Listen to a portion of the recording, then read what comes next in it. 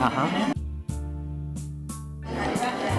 Buenos días. Cuando ustedes quieran, vamos a empezar esta jornada. We are going to start with the meeting.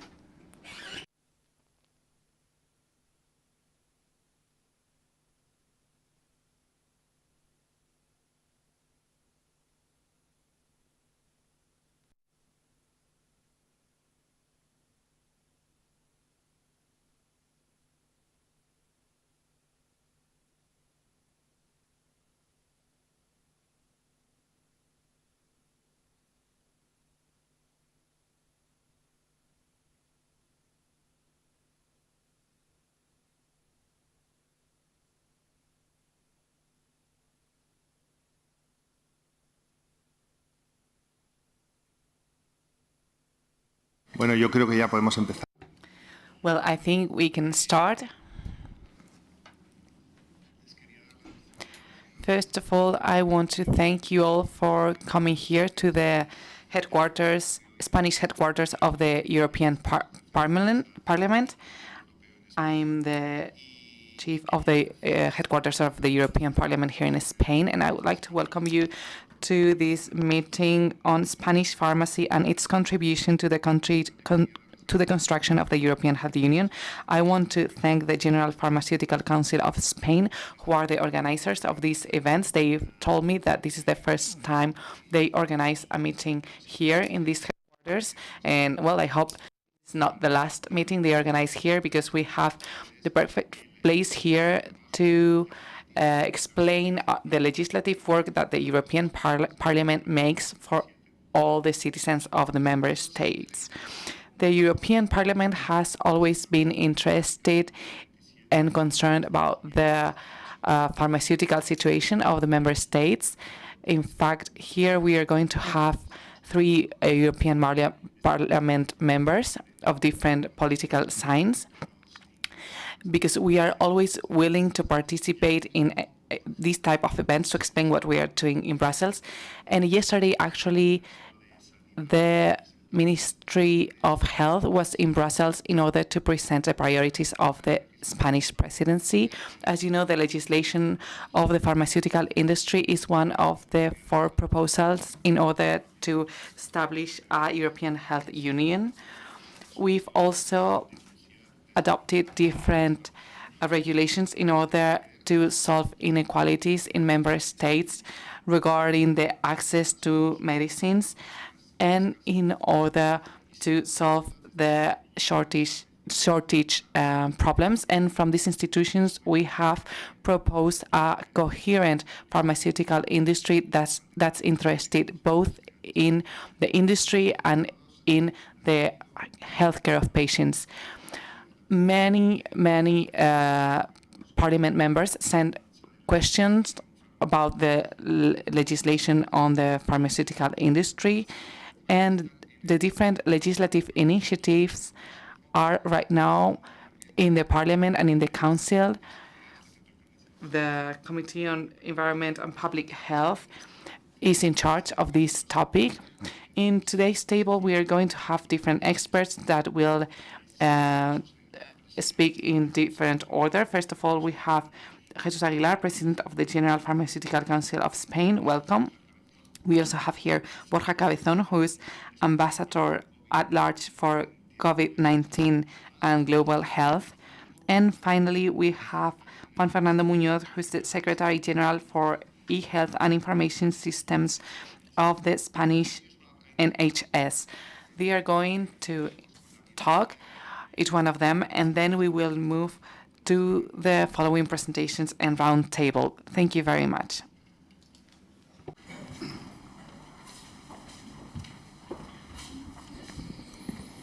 Secretario. Mr. Secretary General for e-Health and Information Systems of the Spanish NHS, Mr. Ambassador at Large for COVID-19 and Global Health, Mr. Representative of the Office of the Spanish Parliament headquarters in Spain, dear colleagues, dear friends, good morning and welcome both to all of you here and also welcome to all of you who are following this meeting via streaming. Thank you for being here in this meeting, and especially thank you to the Spanish headquarters of the Parliament, European Parliament, for letting us use this very symbolic space. This is a meeting that shows the commitment of the pharmaceutical industry with the European Union and to the values that it represents. One of the signs of our times is that changes are accelerating. But as Darwin once said, not always the strongest survive. Only those who can adapt better to change are the ones that survive. I think this meeting is a good example that shows that health system and Europe are changing, and this requires for us to adapt to different new scenarios at a speed that we had never seen before. A proof of that is that two of the healthcare representatives that are here with us have positions related to the recent creation of e-health and information systems for the Spanish NHS in order to respond to the digital transformation. And also we have an ambassador at large for COVID-19 that represents one of the biggest healthcare crises that we've experienced in the last century. A century ago, Ortega and Gasset said that Europe was the solution, and facts have proved that this was something more than just an option. This was the path to follow in a world in which borders are relative concepts. And even if this has not been an easy journey, we are here, different institutions, healthcare professionals and patients, discussing about the construction of a European health union, a project in which we all play an important part, and that from the pharmaceutical industry we are very enthusiastic in order to be at the forefront of healthcare. In fact, we are the front line of our healthcare system, national healthcare system, and this is a position that citizens and healthcare institutions value and have particularly valued during the worst days of the pandemic, because we are and will always be the cross that never turns off. And we want to express our commitment to that position. We do not want to be viewers of or spectators of this European Health Union. We want to see, we want to create, and we want to grow together. This defines our relationship to this project. We believe in the European Union as the way to give us a sustainable system that strengthens our competitiveness in the 21st century. We are creating tools that we want to use for this objective. Pharmaceutical industry never stops innovating. We have seen different initiatives such as this Pharma Help, which are aimed to improve the pharmaceutical care, and which aim is that no patient has to interrupt their treatments. And we are also growing. We are growing because our proposals want to advance all systems in which pharmaceutical industries participate have positive results. We are a guarantee of success. And growing by strengthening our social commitment will have a direct and positive impact in the health of all of the citizens. These are some of the topics that we will discuss today. It will be a very productive meeting. First of all, we will have a very important presentation on the strengths of the Spanish pharmacy model made by Raquel Martínez, Secretary General of the General Pharmaceutical Council of Spain. And then we will have 3 roundtables in which we will be able to know better what the pharmacy can do so that this European Health Union is a reality that contributes to the lives of all of the European citizens. We will talk about the European health data space. We will talk about the impact of the pharmacy strategy in Europe. And also we will talk about the contribution of pharmacies network to Europe. And finally, we will have the closing, in which we will have with us César Hernández, Director General of the Common Portfolio of Services of the NHS and Pharmacy Ministry of Health. And that's all I wanted to say. I think we're going to have very interesting presentations. But first of all, I want to mention a couple of things. First of all, pharmacists are always offering. They are never asking for anything. But I want to ask for something. We ask for a serious, objective discussion, long-term focused discussion, because the European Health Union must be a valid model for the coming decades. The second thing I wanted to mention is that we need to understand that health is progress, but not only for healthcare, but also for economy, because it has a capacity to create wellness. And Spain and Europe know this very well. In Spain, we are 18,000 pharmacists, and we have the biggest pharmacy network of Europe, more than 22,000 pharmacies, Spanish pharmacists out of 120,000 pharmacies all over Europe.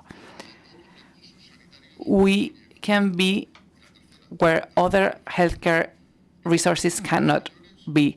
And finally, Spanish pharmacists believe in dialogue, cooperation, and alliances in order to build the 21st century healthcare. I think this gathering is a good example of that. We're going to have the participation of different parliament members from different political parties, representatives of the pharmaceutical industry, and of course representatives of the patients. Here and now, I would like to invite all of you to make your proposals and your suggestions for the pharmaceutical world. These are not corporate proposals. These are proposals aimed to improve the global health of Spanish citizens and, of course, European citizens. Thank you very much.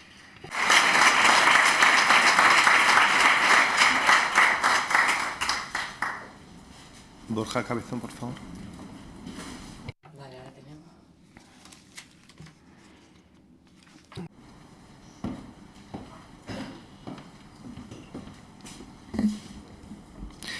Muy buenos días. Good morning. Good morning to all of you. Miss María de Andrés, Mr. Juan Aguilar, Mr. Juan Fernando Muñoz. It's an honor for me to join you in this very important meeting in which I want to recognize the pharmaceutical profession for its value, its social and health value. And I would like to personally thank Jesús Aguilar for his invitation in order to discuss the importance of Spanish pharmacy in the construction of the European Health Union. We cannot forget, as you said, that our Green Cross is and will always be there. There are more and more diseases in Europe with an inverted pyramid of population, and we depend more on other countries for important issues such as the availability of medicines and also medical principles and ingredients. The COVID-19 pandemic has shown how important it is to have strong healthcare systems and guarantee the availability of medicines in all circumstances. Nowadays, healthcare systems and patients are facing the cost of medicines, sometimes with difficulty. European citizens need to benefit from equal access to modern therapies. The strategy of the European Union will promote competitiveness, innovation, and sustainability of the industry, as well as the development of quality medicines. And it will promote the measures needed in order to guarantee access of patients to affordable medicines. Also, the regulation on the European health data space will or should bring new possibilities to patients when developing and using medicines, and it will also accelerate the research on new treatments. However, not all European patients have access to innovative therapies, and they may even not have access soon to the medicines that they need because of shortage problems. This is a situation in which the pharmacy industry can play a very important role. We also need to recognize that the European Parliament recognized the essential part of pharmacists and pharmacies during the pandemic, and it urged countries and pharmaceutical industries to take a step forward to offer diagnosis to patients and different other assessments. Jesús has already said that in Spain we have more than 22,000 pharmacies, 22,220 pharmacies, health spaces, healthcare spaces, pharmacies that are visited by millions of users every day. And this is the biggest healthcare network that we have and gives us the opportunity to be more active in the national and autonomic strategies of healthcare. Also, the future national healthcare agency includes the network of sentinel pharmacies. In this sense, the Spanish presidency of the European Union and the European legislation that will have a direct impact on the pharmacy industry are a key political tool in order to address all of these issues and in order to adopt measures in order to build a stronger systems that improve access to high-quality medicines. Because in order to improve the life quality of everyone without leaving anyone behind, it's important to strengthen different aspects of the European Union, such as the healthcare system. We want to boost the global healthcare strategy at the global level, and I want to announce you that we are going to launch an initiative between Europe and Latin America and the Caribbean in order to offer more medicines in these areas and improve the access of medicines to this area. The objective is to build strong healthcare systems by investing both from the public and private spaces, and this will have a very important impact for healthcare and for SDGs. Also, this will help us strengthen the professional, business, and academic relationships in all these different countries. Our country has a strong experience in different areas related to medicines. For example, supply of limited medicines, or for rare diseases, joint purchases of medicines. In summary, we have an agenda that tackles the contribution of pharmacies to the European healthcare system in order to fight against cancer, to fight against early deaths for smoking, and in order to improve mental health. Thank you very much.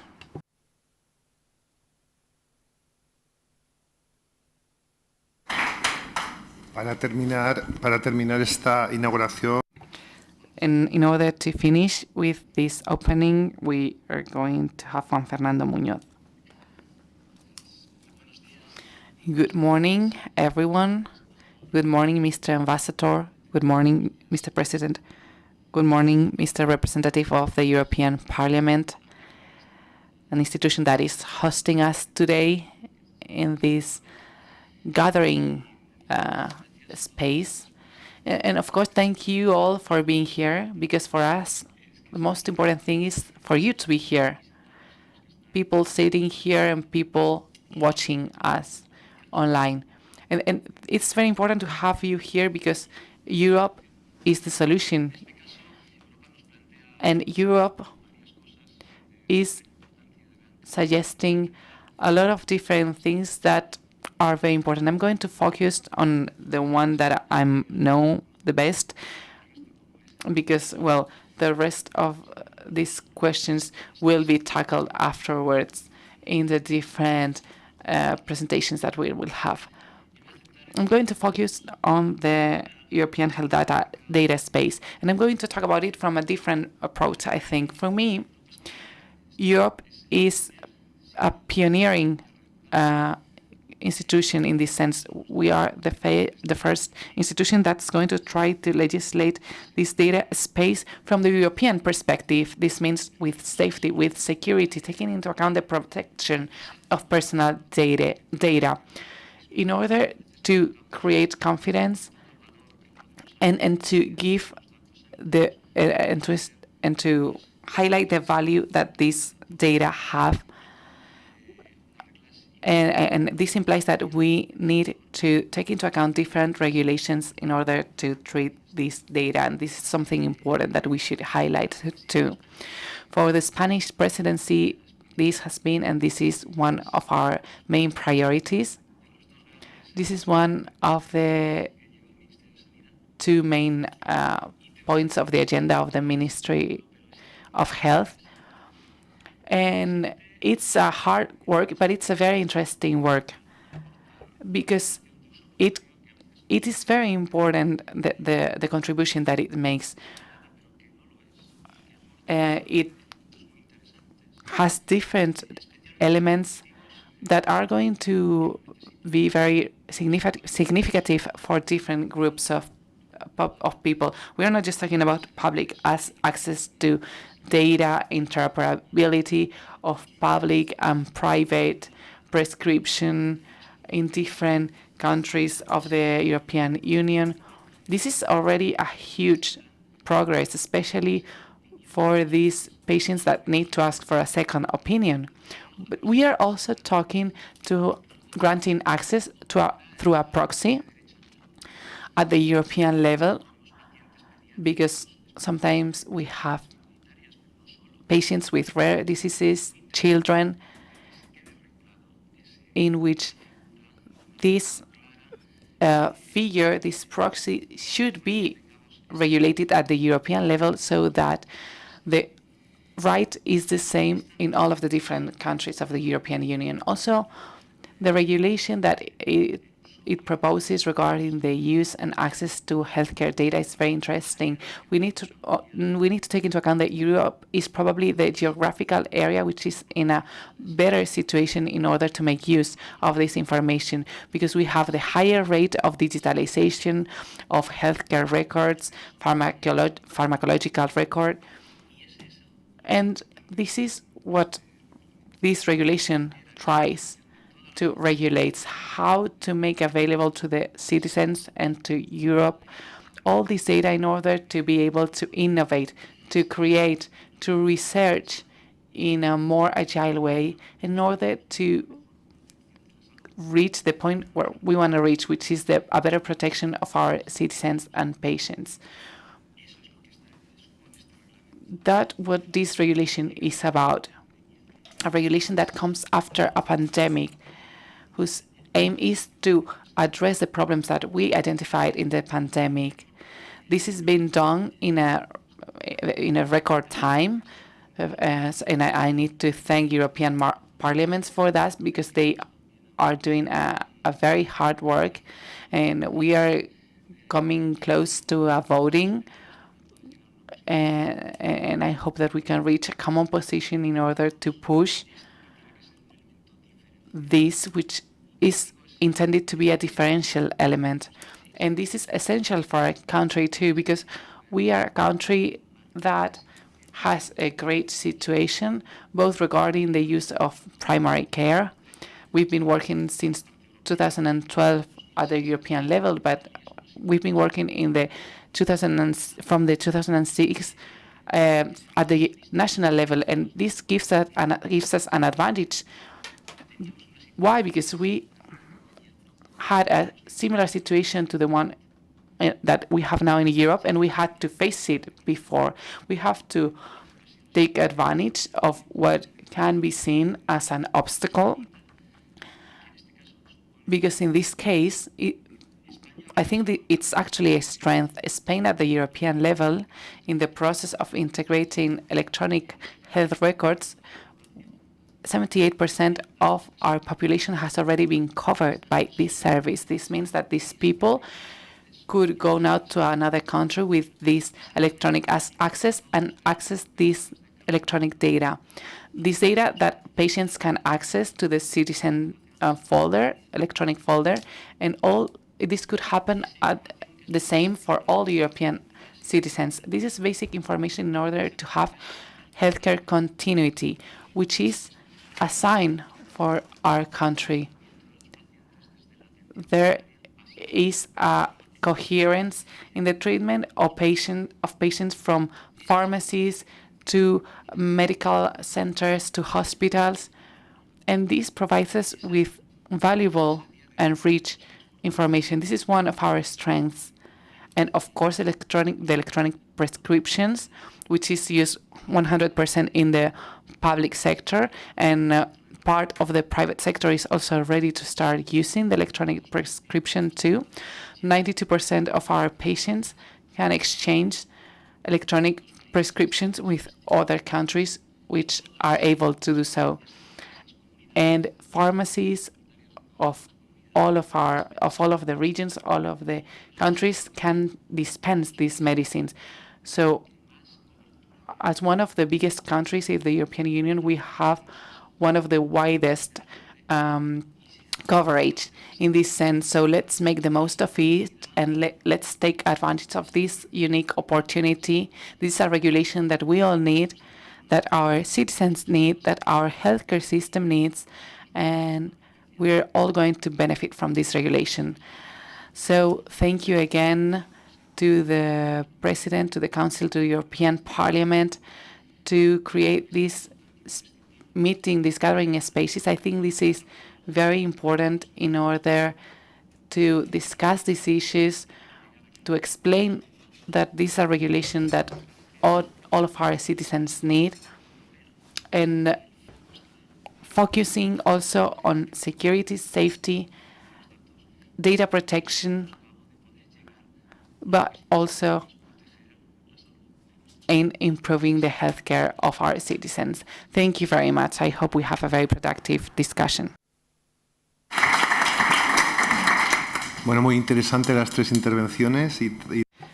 So after this opening, we're going to move to the keynote speech by Raquel Martínez, who is the Secretary General of the General Pharmaceutical Council of Spain. She's going to talk about the strengths of the Spanish pharmacy model. Thank you.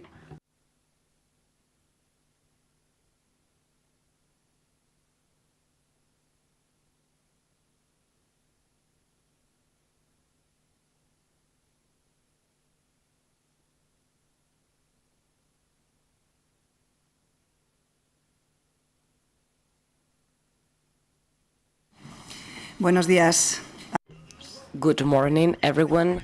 First of all, thank you for being here in today's session where we're focusing on the construction of the European Health Union.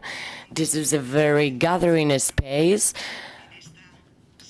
in this headquarters that hosts the European Parliament in Spain. So I think we need to be proud of being here, and in this line also we need to be proud of bringing Europe closer to the pharmaceutical profession and vice versa. As the Secretary General, I will give the key speech for the debate grounds, and I will explain the strengths of the Spanish pharmacy model. As it cannot be done differently, we will speak about those proposals that we suggest as professionals for the European Health Union. First of all, I will speak about the general overview of the pharmacy profession in Spain. and the pharmacy model. We will discuss on how the European Health Union is being constructed by different member states, and finally we will talk about the different proposals by the pharmacists in order to construct the European Health Union, focusing on three aspects: the European health data space that our representative has already touched upon, then the strategy, the European strategy, and the public health in Europe. The pharmacy profession in Europe, very briefly, most of us who are here know it very well, but for those who doesn't know about it, we are a profession made of around 80,000 collegiate pharmacists. 7 out of 10 pharmacists are women, and 41% of pharmacists are under 44 years of age. So we're talking about a profession that generates quality employment, young employment, and female employment. We have also around 89.7% of collegiate pharmacists are employed in different aspects, in different industries. Most of us work in community pharmacies. However, thousands of pharmacists work in other fields which share the same importance or even more, such as hospital pharmacy, dermopharmacy industry, pharmaceutical distribution, public health, clinical test, food sector, optics and acoustics, teaching and research, and orthopedics.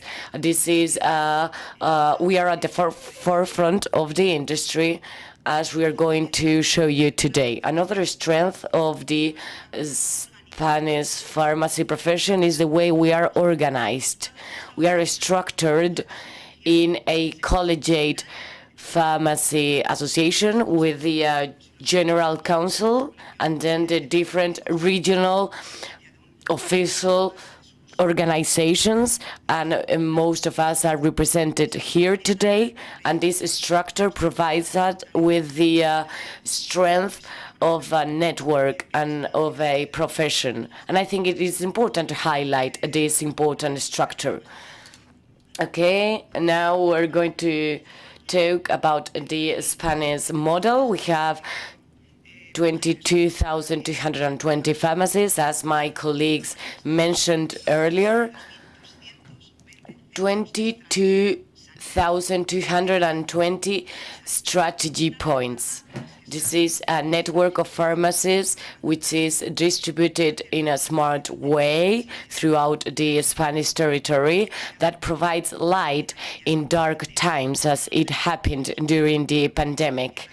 I think we need to look forward, but remembering what we did in the past. And here we are building a new future. Our network of pharmacies is based on demographical and geographical criteria, and that's important because 99% of Spanish citizens have at least one community pharmacy at their place of residence. So we are the most popular network within Europe, with a density of inhabitants per pharmacy of 1,237 citizens, which is quite an improvement if we compare it with other countries, such as northern countries, where there are over 20,000 inhabitants per pharmacy.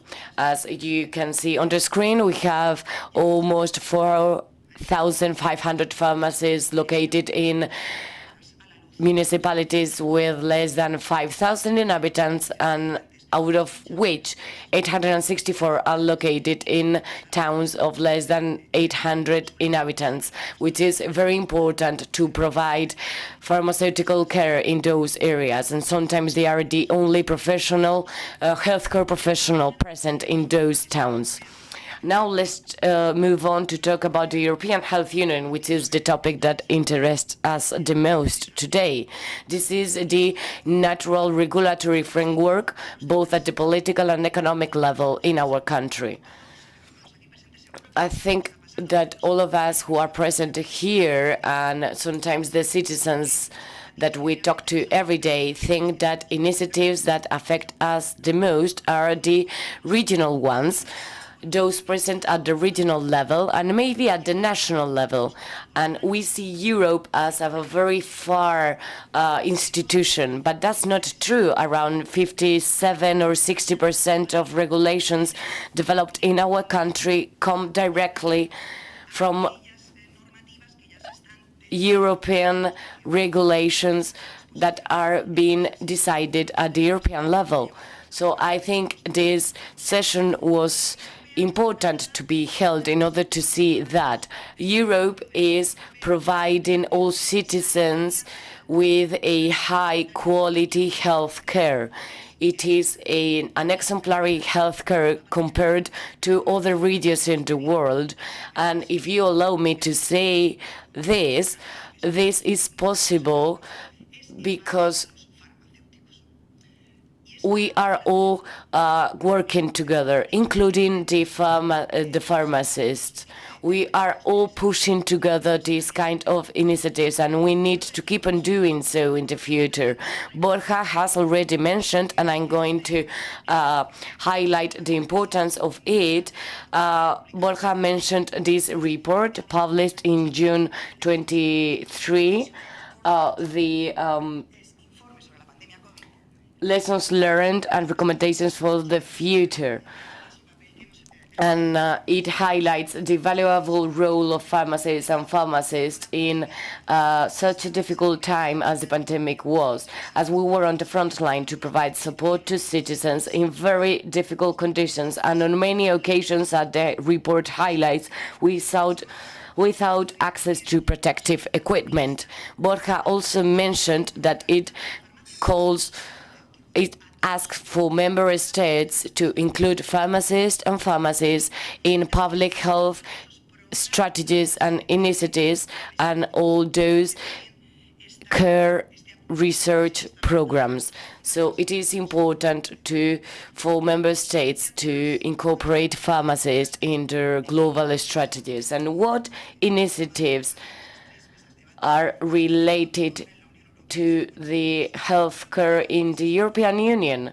Here we have the ongoing initiatives. First of all, the European Health Data Space that we will discuss in the first roundtable. Then the revision of the pharmaceutical legislation embedded in the European regulatory framework, and the public health, the global health strategy, and the fight against cancer plan. What can pharmacists contribute to the European Health Union? We start with the European Health Data Space, which was mentioned by our Secretary General, with firm objectives, which is the proposal to create a mandatory structure for the cross-border exchange and use of data and electronic health data based on the interoperability and security of data. We need to provide security and trust to our citizens, and it also aims at improving the quality of the healthcare and to innovate and keep on researching on healthcare delivery, because if we research, we will have more knowledge in order to develop new medicines and treatments for our citizens and to improve our healthcare system. This is the schedule expected for this initiative. We had the first proposal by the European Commission in 2022, and nowadays it is now at the European Parliament in two different areas. The ENVI committee that has health competences and the LIBE committee that has competences on equality and rights. we will have people representing these two committees in our first panel. I am sure that this will be a very interesting panel that will provide insights on this European Health Union and European Health Data Space. The voting session will be held in mid-November at the European Parliament. The European Commission will be interested in knowing the result, and then we will know the positioning by the Council of the European Union, which we chaired up to 2024, and then we will have a definite version of the text. The idea is to have this final version before the elections held in June 2024. The Spanish presidency is very involved in this topic and wants it to be finished as expected. And what are the recommendations made by the Spanish pharmacists? We will listen to these proposals probably during the different panels, but we want to respect the full competence of member states. Not all the member states are the same, and we are not all organized in the same way, so we need to respect their own competences. We also need to involve the health professional organizations, including the pharmacy organizations, because we can certify the healthcare professionals, we can guarantee the proper professional work, and to guarantee the quality of data in benefit of the patient safety. We also need to guarantee the legitimacy of representations of third parties when accessing clinical records, and also to promote the adaptation of electronic healthcare records as our electronic prescription that has to be shared both with the private and public sector. What is the health strategy for Europe? We want to provide more visibility to medicines. Sometimes we're suffering from supply shortages, and sometimes we're facing stockouts. We want to guarantee the access of patients to affordable and safe medicines, and also to provide support to collective efforts when it comes to innovation and research. The agenda is working on a slower pace in this sense. The Commission proposal was launched in April 2023. Nowadays, it is at the European Parliament, and probably by April 2024, there will be a voting in the European Parliament, and then we will move to the next stage for the tripartite agreement in order to adopt the final text. It might be difficult to have a final version before the European elections that will take place in June next year.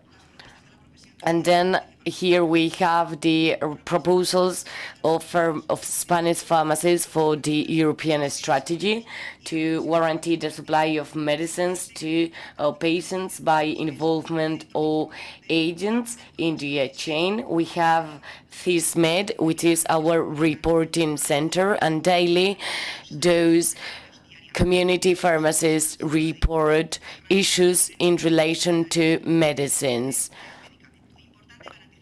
So it is important to guarantee the supply of medicines. It is also important to enhance the capacity of pharmacists to prepare and substitute medicines. I am sure that you remember what happened with the pediatrics amoxicillin. So we need to make decisions in difficult times with a professional knowledge basis, because pharmacists have experience, have qualification, but maybe need a regulatory framework in order to promote those initiatives. Also, we need to promote the digitalization and use of the e-leaflet, but without leaving anyone behind. We need to be careful with the electronic package leaflet, because we know what groups of population can be more affected. So we need to keep the paper version as long as we can. We need to encourage the dissemination of adequate and relevant information, and we need to ensure the rational use of antimicrobials in order to fight against the antimicrobial resistance. And finally, in the last panel, we will talk about what pharmacists can bring to the construction of the European Health Union in terms of public health in Europe.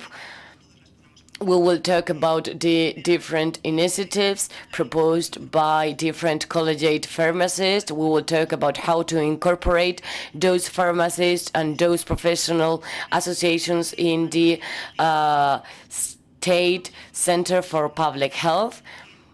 We also need to incorporate community pharmacists with the creation of this Sentinel Pharmacy network in order to monitor and manage the data collection and data reporting coming from public health programs. We also need to integrate community pharmacies in the new surveillance public health network, and we need to promote the participation of pharmacists in the strategies and programs in relation with the health promotion. We are promoting the number of screenings and the number of programs that tackle early detection, and we need to make the most of the high capillarity of our pharmacy network in order to integrate them in public health programs and community health programs in order to guarantee the equity of access to health. For example, when talking about rural areas and gender-based violence, where pharmacists can play an important role. That was everything I wanted to mention, and the Spanish pharmacy is always offering what they have. And now we also have demands based on the experience that we lived throughout the pandemic, but always having in mind that our profession is at the disposal of all citizens in order to reinforce the healthcare system and to contribute to creating a better European health union for all European citizens. Thank you very much.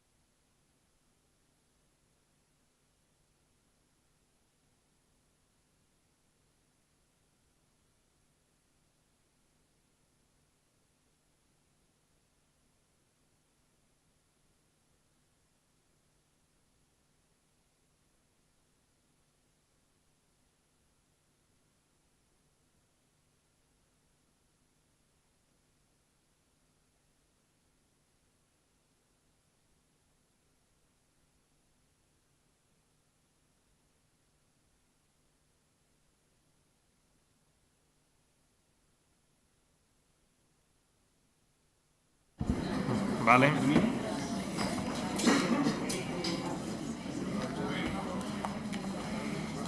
Bueno, buenos días.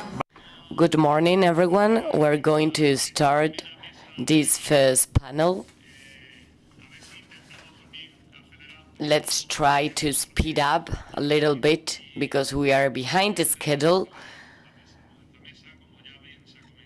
As our previous colleagues mentioned, we're going to talk about a patient-oriented European health data space. We know we live in an area where data play a very important role, where new technologies are here to stay. Transformations are a need and provide an advantage for healthcare systems. They make us make the most of resources in order to widen our knowledge, to improve the care provided to patients, focusing on them. However, technologies also involve some risks and threats, and we need to identify them and regulate them. With this aim, this regulation on the European health data space was born. This is a regulation whose draft is at the first reading by the Council of the European Union, and the different committees, ENVI and LIBE, published a report in October. The purpose is to create a mandatory infrastructure enabling the cross-border exchange and use of health data based on interoperability in two different fields: primary use, which is necessary for providing healthcare services, and the secondary use, which is aimed at policymaking and researching. The Parliament is going to vote on this report in November, and the adoption of the final version will take place in February and March, hopefully. The main proposals are to improve the healthcare provision, to keep on innovating, and to draft policies in benefit of patients. In this initial version, the text suggest some implications that will affect patients and pharmacists. Some of these actions would be the conflict with different current regulations, the need of classifying of the classification, the certification systems by healthcare professionals, and the importance of collegiate organizations, and the interoperability of health systems, which are completely heterogeneous so far. In this sense, we will have the online presence of two members of the European Parliament that have worked or have been working on these two topics: Javier Zarzalejos, who has a degree in law and has been a European Parliament member since 2019. He is also part of the LIBE committee, and he has been a speaker on that regulation, and we're lucky enough to have him together today with us. We also have Susana Solís, who is a member of the European Parliament, and she represents Ciudadanos in the Renew Europe group and has a wide experience in national and international institutions. As Zarzalejos, she has been working on this European health data space. To my right, I have Lucia Escapa, head of cabinet of the Secretary General for Digital Health, Ministry of Health. He spoke in the introduction about the regulation on this European Health Union, and as head of cabinet, she will provide us with those insights. She has a degree in physics by the University of Madrid and different courses on directive leadership. And finally, we have Carina Escobar. We have worked together for several occasions, and she has a great leadership skills. She is the president of the Platform of Patients Organizations, and has a wide experience in different fields in relationship with the patients. So we will have very fruitful panels with the 2 European Parliament members, with the positioning of the Ministry of Patients and the representation of patients. So let's start this panel. Without further ado, we have one question to begin with. This is a question addressed to the 4 different speakers. I would like them to answer in order. We have already explained what this regulation is about and what this European health data space is about. So I would like to ask you what benefits can the implementation of the European health data space bring to us as European citizens? So what are the benefits regarding the citizens, and what are the benefits regarding the healthcare professionals? How can the implementation of this data space impact the healthcare professionals, in particular pharmacists? So, Javier, thank you for being here, for joining us, and thank you for answering first. Well, first of all, thank you so much for your invitation. Thank you for this initiative, which is taking place in a very important moment for this legislative proposal of the European Union. The title of this meeting is the contribution of Spanish pharmacy to the construction of the European Health Union. And I think this is one of the cases in which we see that the European project is a project related to integration. Integration means eliminating barriers, obstacles, and this is exactly the intent of this legislation, the elimination of obstacles, barriers, so that European citizens can have access to a better healthcare, to a healthcare system that's more trustworthy, and also this will affect positively to our healthcare system in general. When preparing the parliamentary negotiations, we've taken into account the unique characteristics of our medicine system, which is a system of guarantees based on a network, which is one of the biggest assets of our healthcare system, especially in times of crisis. And I think that in this sense,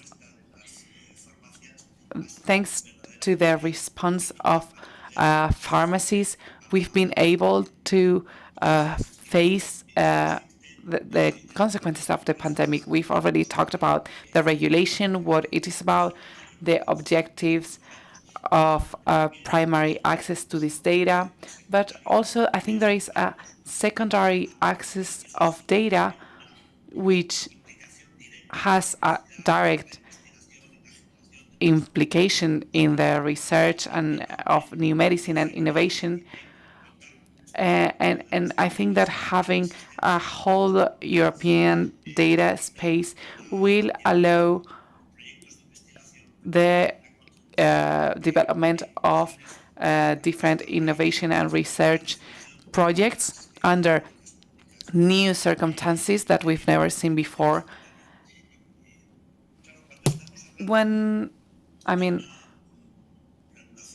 talking about a legislation that's very important for the healthcare system of the European Union. And this is why we've had into account different characteristics, such as the pharmaceutical dispensing model of Spain, because of the professionality of its member and the role that pharmacies play in our different regions, because, as I've said, pharmacies are an extraordinary asset for our healthcare system. So our objective so far has been, on the first place, to preserve this guarantee environment and the unique characteristics of our pharmaceutical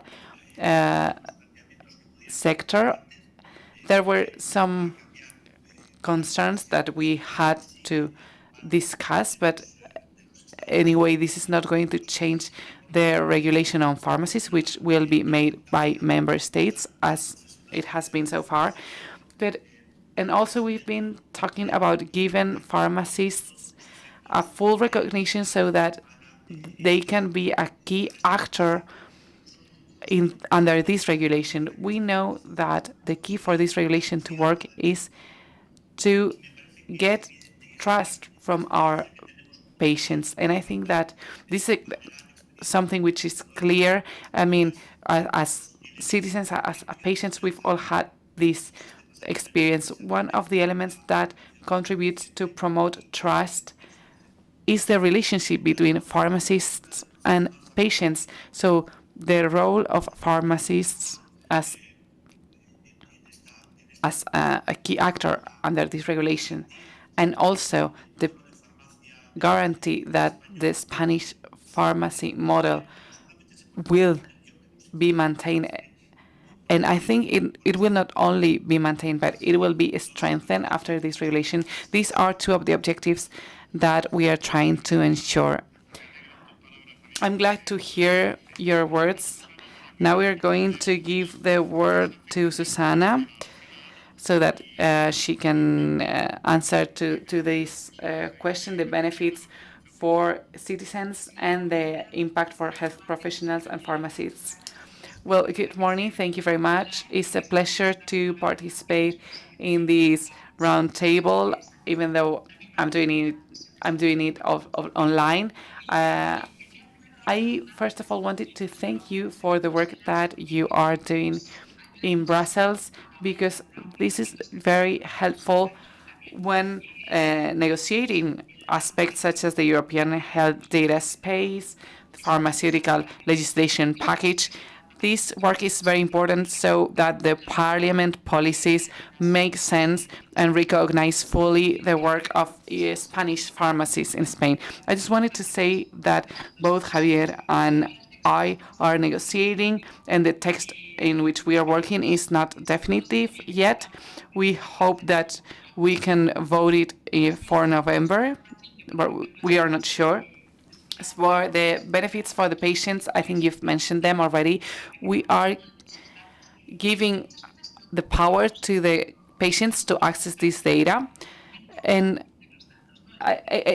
we sometimes say here that it's like the roaming of health data. Patients will be able to access their health data all over Spain, which is already an advantage because this is something that it's not happening right now, but also anywhere in the European Union in a very simple way through a mobile phone, a computer, and this is a huge advantage for the patient. But it will be also an advantage for the healthcare professionals, as it has been said, and for pharmacists, because this is going to simplify a lot their work. The fact that they can access this data easily, and the fact that we're going to be able to offer more accurate processes, and this is going to strengthen the healthcare. This, of course, will also have an impact in the costs of the healthcare system. We are going to avoid having duplicates of information. And, of course, the greatest benefit, which Javier already mentioned before, is the use of secondary data, the use of this data for investigation and research. I'm very involved in rare diseases, and this is golden for rare diseases patients, being able to have enough data in order to start research or to start trying different treatments and accelerating trials, medical trials. So I think that the benefits are all clear, both for patients as well as for healthcare professionals and pharmacists. Something that we are trying to focus on is the fact that the owner of the data is the patient, and they are going to be able to decide who's going to be able to access this data in terms of healthcare professionals. So the patients will be able to give access to specific healthcare professionals to their data. Thank you very much, Lucia. Good morning.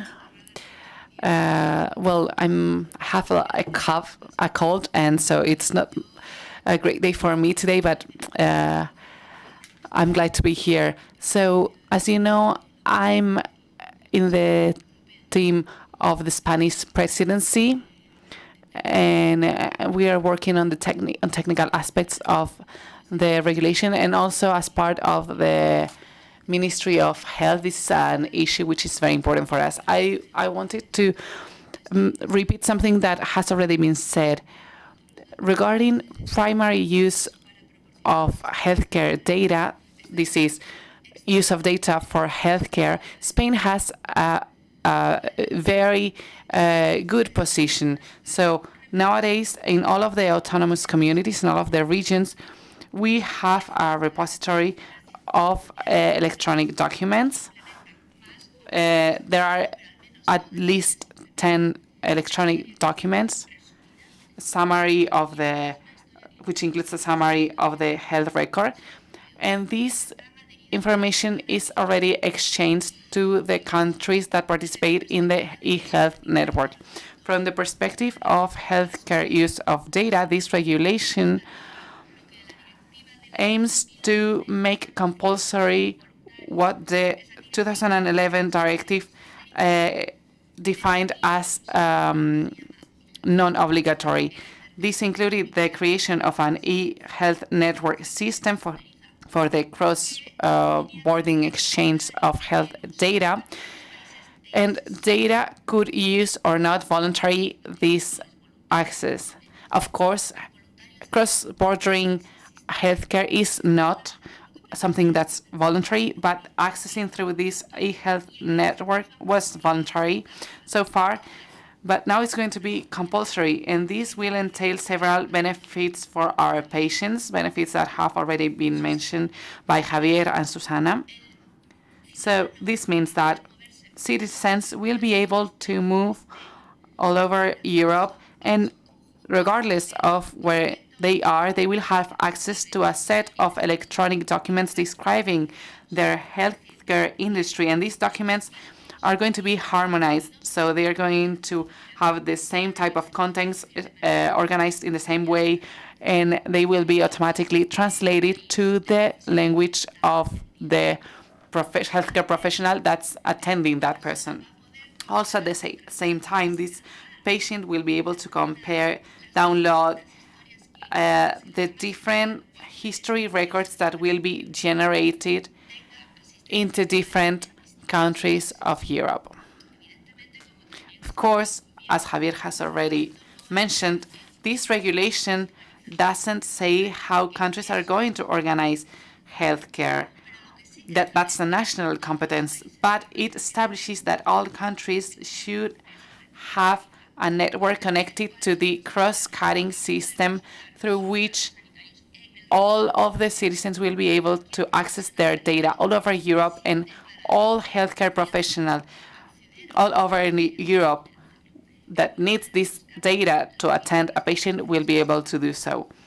In any case, this is going to be an authenticated access, and this also will be applied to access done by proxies. This is something that has to be regulated at the national level too, because the characteristics and the frameworks of each countries in this term are very different. These are the benefits in the short term.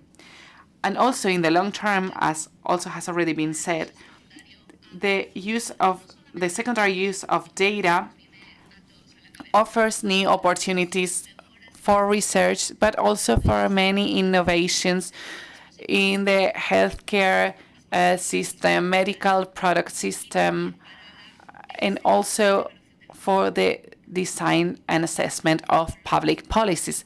And this is, I want to relate this with what happened during the pandemic. What cannot be measured cannot be managed. And this is one of the advantages, too, of the use of secondary data. Well, I agree with everything that has been said. And I think that in the end, the European health data space is a leverage that we must take advantage of in order to improve the quality of our care. We need to improve the care that we offer to our patients. Also, this is going to be helpful to strengthen innovation. As Susana has said, innovation in Europe is fundamental, and we have to focus on cancer diseases, rare diseases, but also in many other diseases that affect many patients. We have in the mirror group of one of the cancer research groups, and also we are in Impact with the Carlos III Institute. We are working in these different groups, and we are noticing that data is basic, and having access to this data will impact patients, especially patients that have healthcare problems, chronic diseases. We need to be able to measure healthcare data. We need to be able to have a more transparent healthcare system, which is closer to citizens. And also regarding pharmaceutical impacts, which are the most important ones today, we believe that the pharmaceutical role is very important. We believe that the pharmacists and data from pharmacists improve the provision of healthcare and the safety of healthcare. For us, this is very important. Pharmacists will have more information about patients, will be able to offer a more specific care for patients, which is what we all want. And also, they will be able to participate more in the areas of public healthcare and research. Thank you very much, Carina. I think this is the first response and about how they think this is going to affect patients and healthcare professionals, especially pharmacists. I wanted to ask specifically to Javier Zarzalejos about the regulation, because he has said that the pharmacy regulation will be on the hands of member states. So I wanted to focus on that, focusing on the Commission's proposal. Maybe this regulation could be in conflict with the provisions of different governments. So how can we tackle that? Also, we are very concerned about security of data and third-party access to data, especially non-professional, non-healthcare professional. So maybe could this, how could we prevent illegitimate access by third parties to primary data? I'm going to respond very briefly. Regarding the first question, I think we have the guarantee that the situation is not going to change, meaning the national regulation of pharmaceutical services. We, as a political party, when sending our amendments, we were very aware of involving telemedicine in the pharmaceutical regulation. As it has already been said, the situation is not the same, for example, in the Nordic countries compared to the situation in Spain. What's clear is that we cannot weaken a system of quality as a system that vertebrates our territory. What we want to make through this regulation is consolidating this European Health Union. We are talking about European Health Data Space, but we have to talk also about this European Health Union and this European Health Union for citizens. As Susana was saying, we are finishing our negotiations, and I know that this is one of the concerns that the pharmacies had, but we can guarantee that there are not going to be changes. As for the protection of data, European Union has consolidated that data belong to citizens. They do not belong to companies. They do not belong to states. So the ownership of data belongs to patients. Of course, this needs to be compatible with the functioning of the system, but I think that we have enough safeguards in order to guarantee that we are going to protect the safety, the confidentiality of data, because we are aware that these are the most sensitive data we can be dealing with, healthcare data. And this is related to two issues. On the one side, representation. We want to forbid that legal persons can act as proxies, but we haven't reached an agreement yet. It's true that national regulations and legal structures are different in each member states, but we are worried that there can be some deviations regarding representations, access of data, especially when we grant this access to legal persons. And also we have to focus on the physical security. So we need to be aware that this data will be the objective of all sorts of cyber attacks. So this entails different security problems, and we need to carefully assess the security measures that should be adopted in order to protect this data from cyber attacks. Because, as I've said, we are talking about very sensitive data, and they are going to be a very desired objective for these attackers. So this is one of the questions that we've raised from the beginning. And when we start implementing the regulations, we will have to monitor this issue very closely. Thank you very much, Susana. In the proposal of the regulation, it is said that member state will decide which healthcare professionals will be able to access data. So I wanted to ask you something about that, about the flexibility here. Should we have more flexibility in order that doctors could exchange this data, these health records? We are very interested, for example, in the pharmacotherapeutical history of the customer. So would it be possible for pharmacists to access pharmacotherapeutic history of patients and vice versa, that doctors can access the records that pharmacists manage? Well, that could be very positive, but I have to say that it's not the member state that decides the professional that will access this data. The focus on this regulation is that the patient is in control of their data. So patients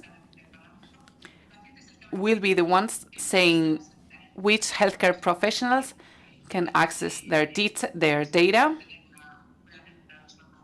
For example, we can be talking about pharmacists, doctors, and also the patients will decide the type of data that this professional will access.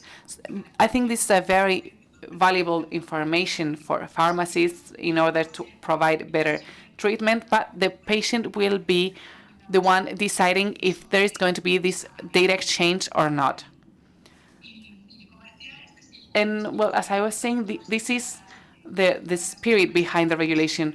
One of the controversies in our negotiations is to which extent a patient can limit the access to their data and how this can hinder the healthcare services that a healthcare professional can provide. So right now we are discussing if the doctor should know that some information is being hidden, or at least if we should warn patients if they hide some information, this could impact the treatment they receive. And also regarding your question, regarding the governments of this model, we need to take into account the involvement of different parties involved, such as, for example, other healthcare professionals that should be included, or non-healthcare professionals such as patients' organizations. Okay, thank you very much. I'm going to speed up a little bit so that we can move to the following panel. We have been talking about the advantage that Spain has, for example, regarding the electronic health record, both public and private. This is going to give us a lot of possibilities. Also, we said that the workload for healthcare professionals will be less. Do you really think that it will be so, or are we requiring an extra effort from our healthcare professionals, and how are we going to implement the regulation, the transposition of this regulation here in Spain? Well, any change involves an effort, because changing involves a period of adaptation to that change. Once said so, Spain has a very digitalized healthcare system, and almost in every autonomous community, professionals are used to use electronic identification to access healthcare records. So this is a first step, because this is one of the requirements of the regulation. Another thing is the harmonization, normalization of information of these documents. But since we are already working with these documents, maybe we may just change the way we work with these documents, but it won't be moving from a paper model to an electronic model.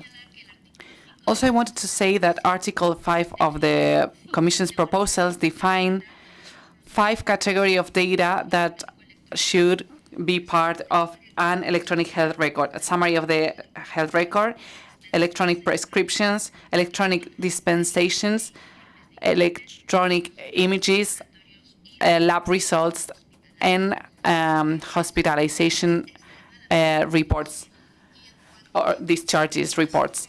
And so this is very ambitious, of course, about how much is it going to take us. I mean, there are countries that have very different healthcare systems based on private insurance, involving some later reimbursement. So a scope of 3 or 4 years are not going to be reasonable for this country. So maybe we'll have to do it in a escalated way. Maybe we should start with the three first points, and then regarding images and reports, maybe we can start with reports, then move to images. And also, I also wanted to mention one more thing. The Commission's proposal foresees that patients can decide to hide some or all of their clinical history, and there is a discussion about what are the consequences that this is going to have for a healthcare professional serving a person whose data are hidden. And so we are discussing if the doctors should see that there are some data being hidden from them. However, there is not exchange of data. There is access granted to a healthcare professional when assisting a patient, and this doesn't change our current model. Okay, I think this was very clear. So, Carina, we're going to close with your opinion. What do you think would be the best way for patients to express their willingness regarding the access or not access to this data? And also, final question, do you think that patient organizations should be a vehicle to channel these data access issues? Yes, of course, that's for sure. Well, but I'm going to explain, to start from the beginning. I think the role of patients should be taken into account. and regarding giving data or not, data should be the owners of their data, but we have to invest in training patients so that they know how they can use their data. And also, we need to raise awareness regarding that the use of our data can improve different researches, can be used in research, in innovation, and patients that are part of this know that the use of our data sometimes is not for us, it's for other patients, and we are okay with that. We think that patients should be included within the governance as healthcare professionals, and we know that the participation of patients improves trust to the system and reduces fear of patients when granting access to their data. The only thing that we want is that the data are protected, and we need to have a balance between granting access to access and protecting access, but also promoting innovation and research. Well, thank you very much. I think we've been able to gain a few minutes. And if there are any questions, please be fast. But, well, if there are no questions, we are going to move to the following roundtable. I want to thank the presence of the different participants of this roundtable, both in person and online. We can see that there is a lot to do yet. It hasn't all been decided, and there are very interesting discussions that should be and will be defined in the future. As it has said, we have the advantages of using the electronic prescriptions, and I think this will make easier for us the transition to this new European health data space. Thank you very much again. Thank you. And we send you a hug from Spain to all of you that are in Brussels, and thank you for attending this roundtable. Muchas gracias, apretado, y así no te castigamos.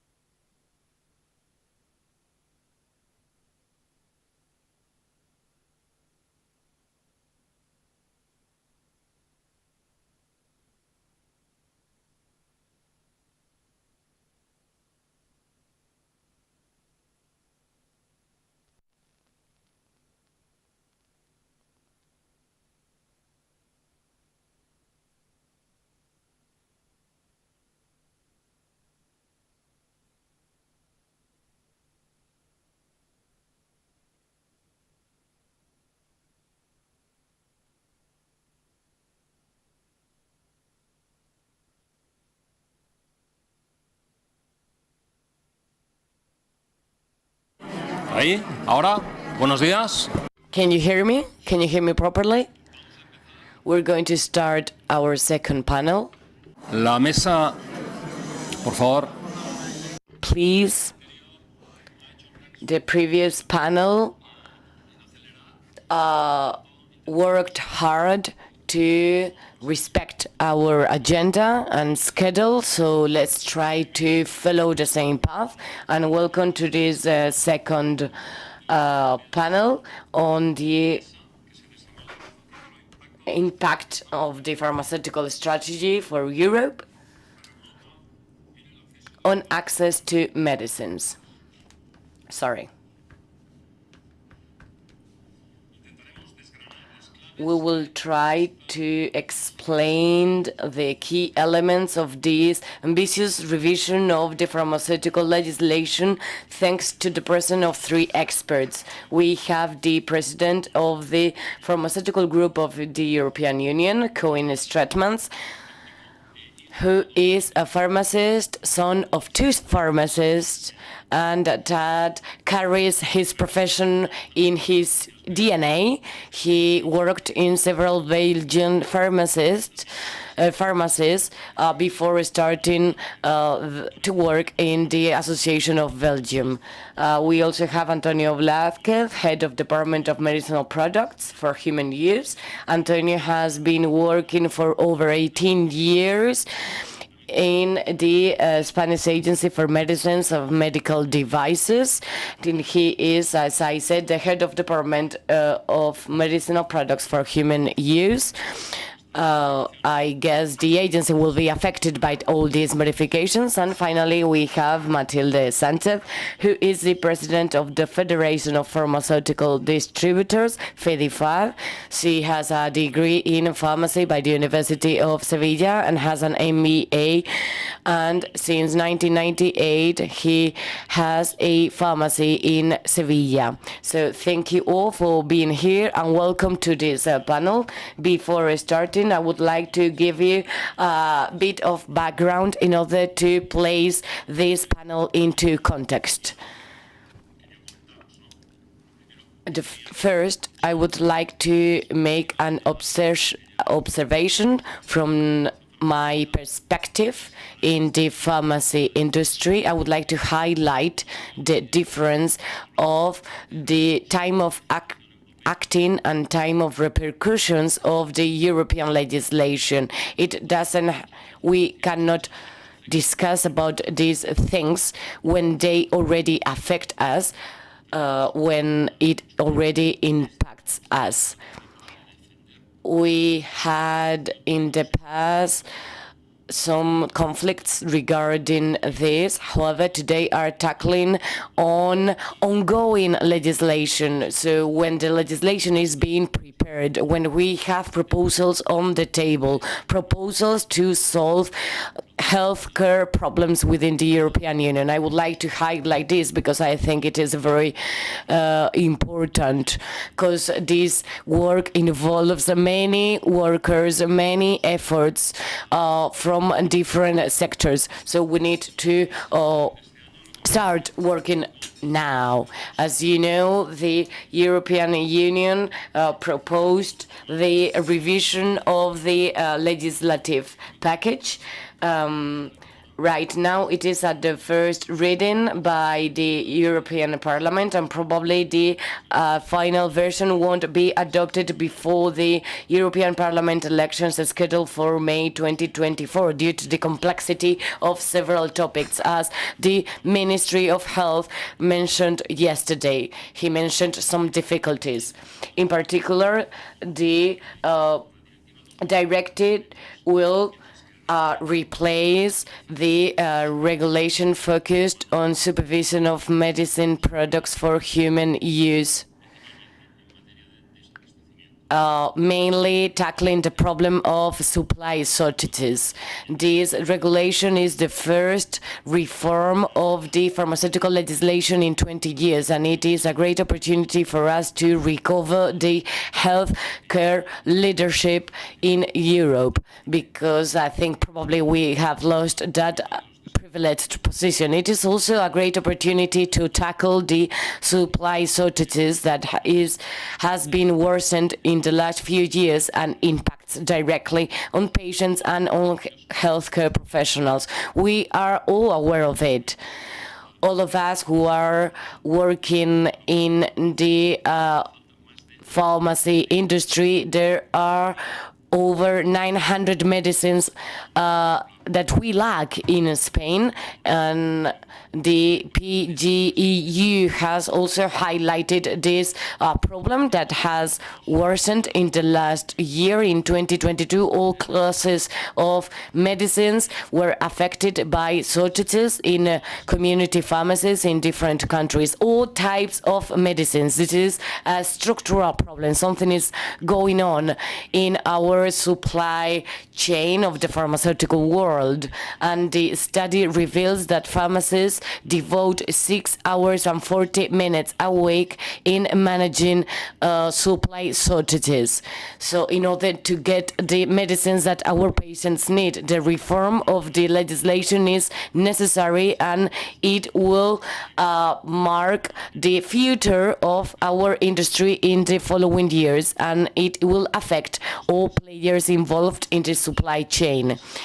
As for main points, mechanisms of response to crisis, mainly those non-industrialized medicines, the problems of the EMA in order to manage supply shortages, to manage innovation in the pharmaceutical industry in order to increase its competitiveness, because I think we are losing our privileged position as compared to the rest of the world. We were #1, and I don't think we are longer in that same position. Also to fight against the antimicrobial resistance, and the rational use of antibiotics, and the progressive use of electronic leaflet, and also the mitigation of the impact on the environment through different awareness campaigns. All these elements are a full transformation of the sector. So those two proposals will be voted in the plenary session in April 24, and those elements are of our greater interest in all the stakeholders. Without further ado, I will leave the floor to my speakers. We have 42 minutes left for our panel, so let's try to respect this agenda, this tight agenda. I will start with the general questions. With our general question, you can answer to it in the order you want, and this is the question: what are the needs of a proposal as far-reaching as the reform of the European pharmaceutical legislation? And from your point of view, which point of the proposal do you consider is the most important, and why? Buenos días a todos. Seeing that I was one of the only one using the headset earlier, but this will change now, I believe. No hablo español, so I'll talk in English. You mentioned, Jordi, far-reaching. Well, it's so, but it's also needed. We are having an actual legislation, European pharmaceutical legislation, which dates 20 years. So a lot of things have changed in the last years, and a lot of developments are going on in the world. And European legislation wants to tackle these issues also. Like as you mentioned, I think the most important and the most urgent also, we'll talk about it later in the next questions, I think, are the drug shortages.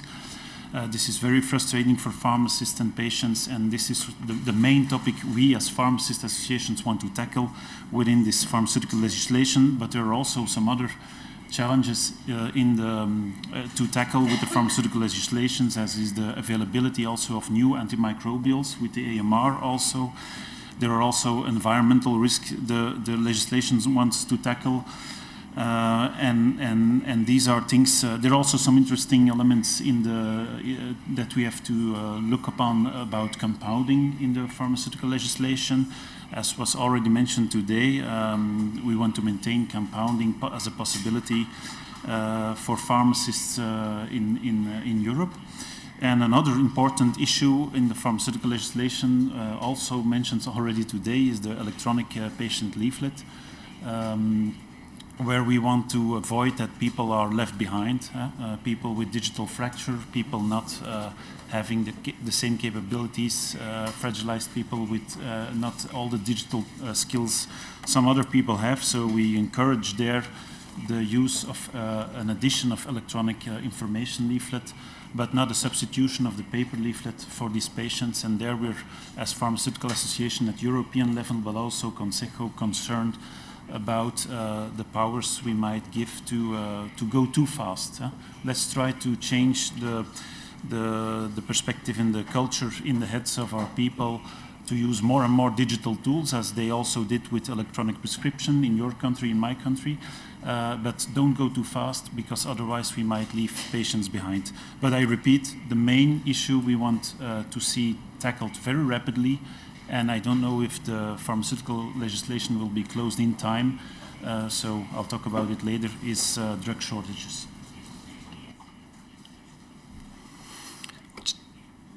Muchas gracias, Antonio. Thank you very much, Antonio. Good morning, and thank you for inviting me here.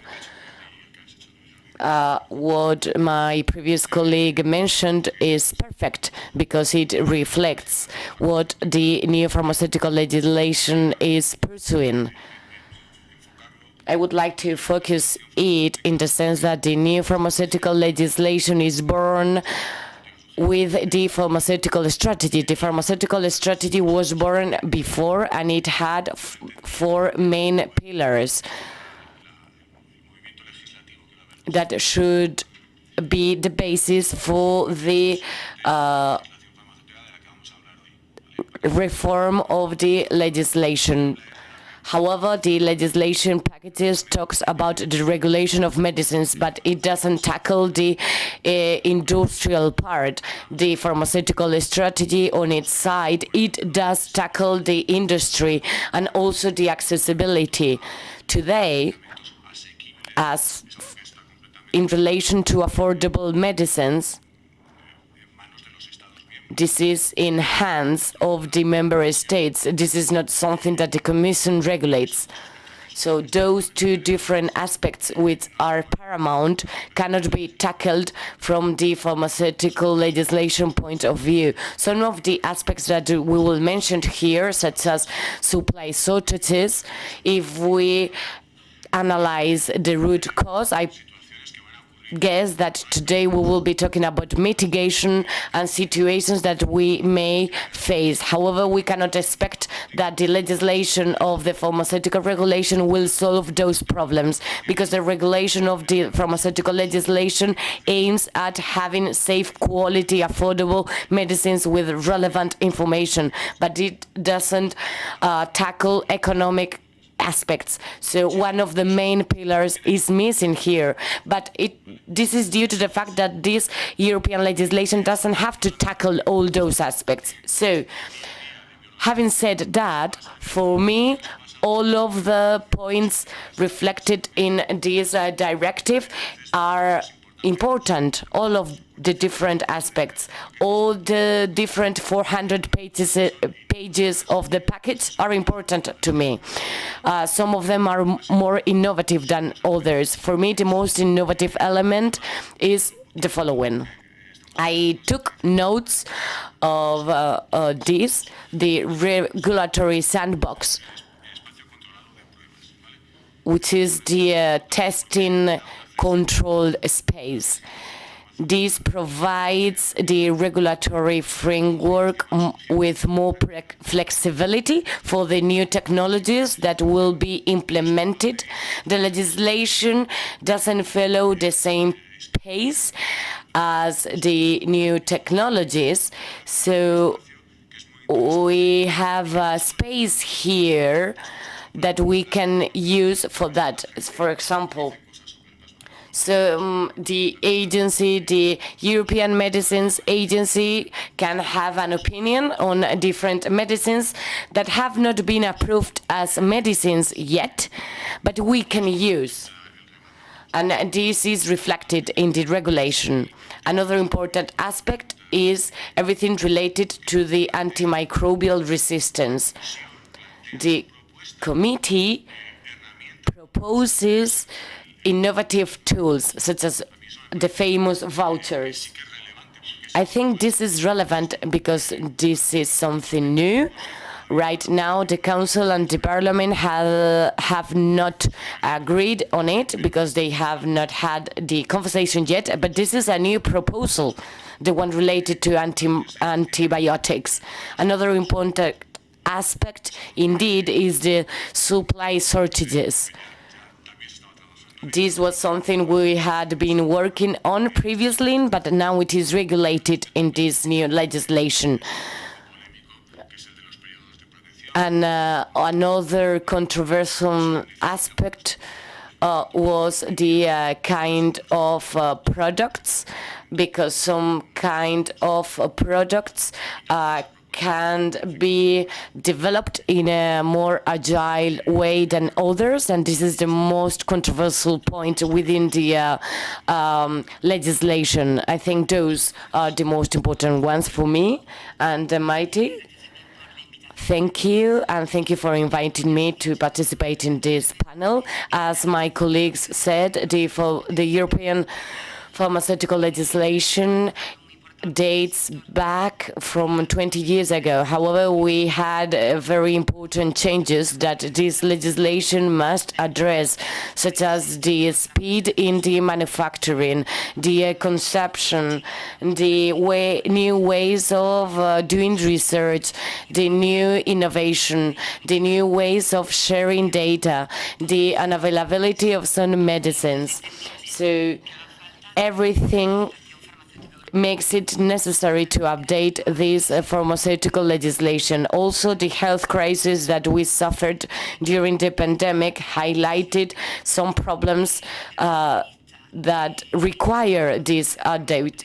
From the point of view of the pharmaceutical industry, which I represent here, from all the proposals included, the most important one is the one that tackles the improvement of the supply chain and to face supply shortages. In order for us to complete our mission, so to guarantee the access of patients to quality and safe medicines through community pharmacies, it is important that the new legislation makes the difference between the community pharmacies that are the one guaranteeing the access because we have the warehouses with all the medicines. We go there once a day at least, and we visit all the community pharmacists, and we also need to make the difference with all the players in our sector, so short range sector, because they do not visit all pharmacies every day. They fulfill different works. They carry out different activities. In Belgium, I think the full range pharmacy network needs to comply with the public service obligations, and they also have different obligations and additional obligations as compared to the short range pharmacies. So we're working to make that difference clear. And this is the main point for us. Thank you, the three of you, for your brief answers. We are respecting the schedule, so that's good for us. And now we're going to focus on the different particular questions for each of us. For Mr. Cohen-Stratmans, a couple of questions. One real question, do you think that the measures proposed by the legislative package will solve or at least mitigate the supply problems in Europe? And the second question, with regards with antimicrobial resistance, will the measures be adequate to tackle this antimicrobial resistance problem? Yes, thank you. That's two questions with maybe a little bit longer answers. Well, will all drug shortages and supply problems will they be solved definitely forever and ever? No, there will always be drug shortages, I believe, but we have to mitigate and tackle as much in the interest of our patients. And PGU is really in favor of the proposal that's on the table, because there are a lot of measures, and I will try to mention some of them, not going too much into detail, but just mentioning what's in the proposal. There in the proposal, there's a clear statement of making early notification possible for anticipating supply problems and the notification systems, and also for cessation and withdrawals of medication. This exists in a lot of countries, as in your country, but not in all European countries. There are systems of notifications. You should know this. UF, as it was mentioned, a fantastic system, I think, and I looked it in detail more yesterday evening, is the SysMed system. So use it, but just know that not all countries have these systems. Belgium also has it, but not every country has it. Otherwise, the proposal also empowers member states in monitoring and mitigating shortages, and gives also more power to coordinate between member states, also giving more power to the EMA, to the European Medicines Agency, to do this coordination. This we also think a good idea with the Medicine Shortage Steering Group, which the representatives of all NCAs of all the different countries meet to try to coordinate and tackle shortages all over Europe. There is the European Shortages Monitoring Platform, which will come into place if the regulation goes through. So this is a system where all national repositories of monitoring will have to connect to. And the idea is that then at the European level we might have a shortage in Spain, but enough product in Belgium, so we might help Spain, or otherwise also. Again, don't reinvent the wheel is my message here. If you have a good reporting system connected to this European, then make it connected to this European platform. I'm re-mentioning SysMed in your country. More actors will be allowed and made possible to report in the legislation and in the directive, in the regulation. Well, this again is something that exists. For instance, in Belgium, we pleaded at national level that wholesalers and pharmacists can also report, besides market authorization holders, which are obliged already in Belgium. But this is not, again, also true in all the countries. But as you have the SysMed system, this feeds also and complements the reports of the market authorization holders. There are also obligations for the market authorization holders, for the manufacturers, such as shortages prevention and mitigating plans. So they have to have inside the factory, inside the manufacturers, they have to have plans to, if this API is not available, where can I provide another API? If this product manufacturing process gets into problems, how do we mitigate this? And we plead as PGU also for that it's not a paperwork somewhere in a drawer in a bureau, which when it happens, how do we use it? But it will be really used and known to the NCAs, and that our NCAs have access to the mitigation plans as something real and not something purely in paper. We also welcome the clarifications in the obligations towards the wholesalers and the market authorization holders in a way of what do they have to do to maintain supply towards pharmacies when there are shortages, and also pleading for an equal play field for wholesalers and also market authorizations when there's direct delivery to pharmacists.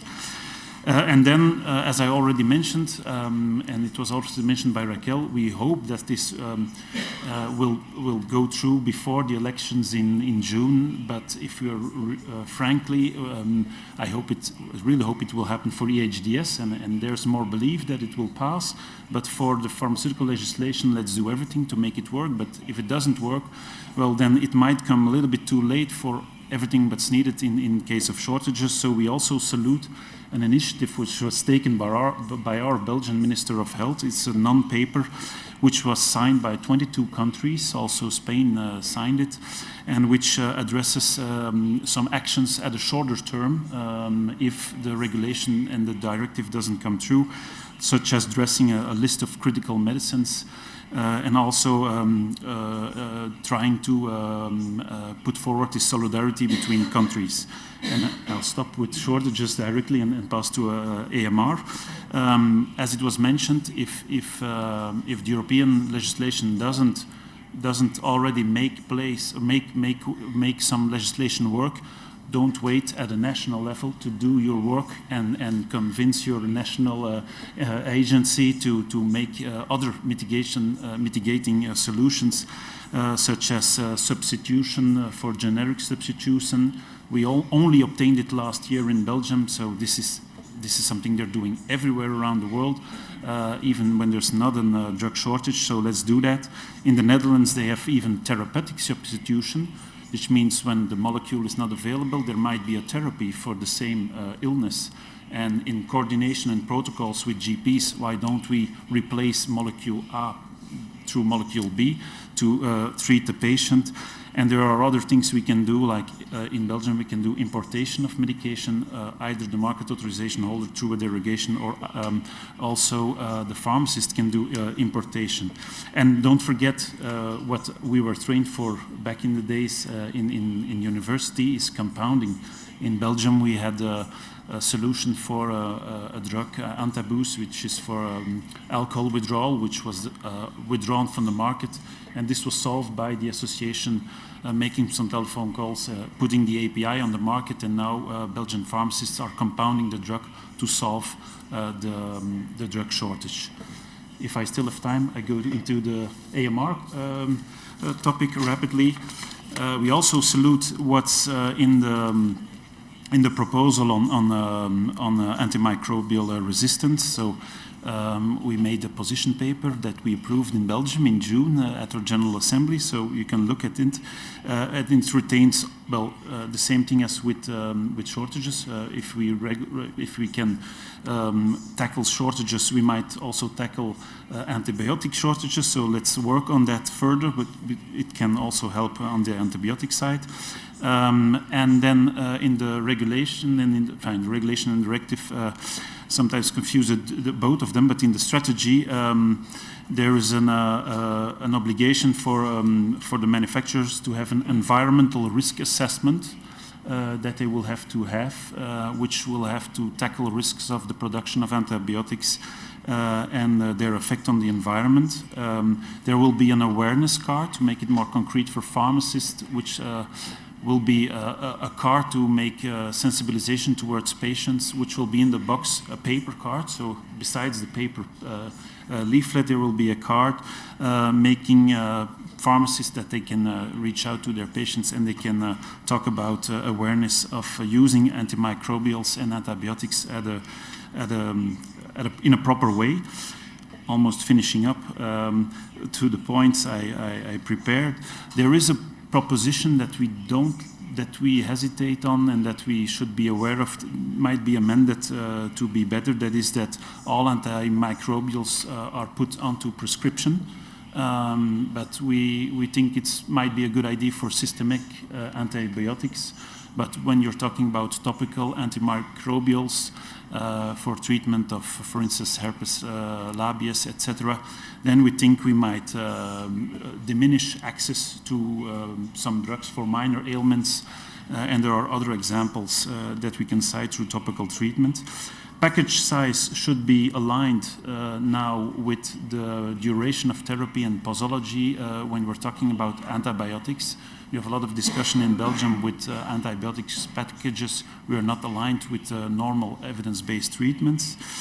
And another interesting thing, which is not really in the proposition, but which is mentioned in the recitals, which we really believe we could do as to tackle antimicrobial resistance, is testing, POCT testing, point-of-care testing, as it is happening, for instance, in France, where for sore throat, well, it might be streptococcal infection, but they're doing a swab test of the throat in the pharmacy, and they're checking, well, is it a bacteria or is it viral? And when it's viral, the pharmacist doesn't deliver the prescription of the antibiotic, or when it's bacterial, he refers to the doctor and lets the antibiotic be written. Otherwise, it's through OTC medication that the patient is treated. And my last point on this matter is that already pharmacists are working on collection schemes of drugs that aren't used anymore or that are expired. These are also actions on the collection of expired medications of antibiotics and proper destruction that are put forward. Okay. Muchas gracias. Gracias por... Thank you very much.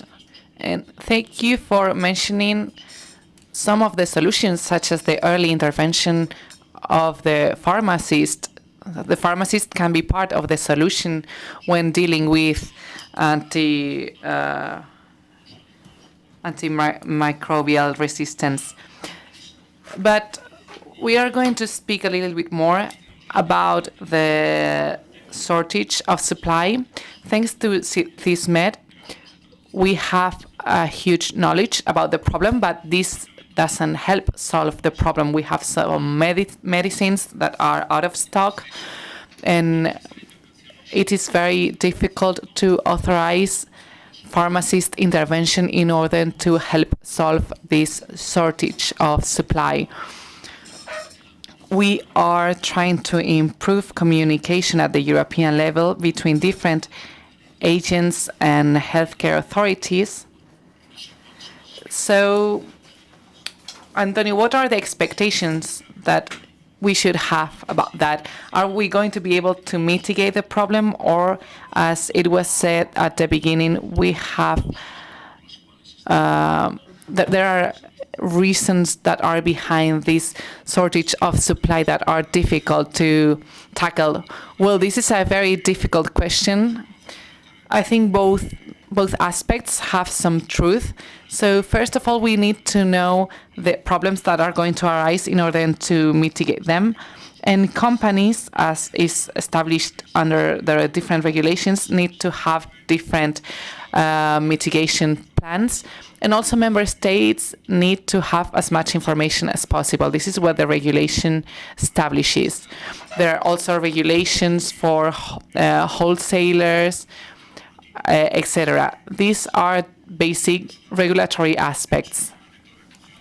In fact, the regulation establishes something that was already mentioned in previous regulation, which is entitling the EMA to gather all these problems in times of crisis.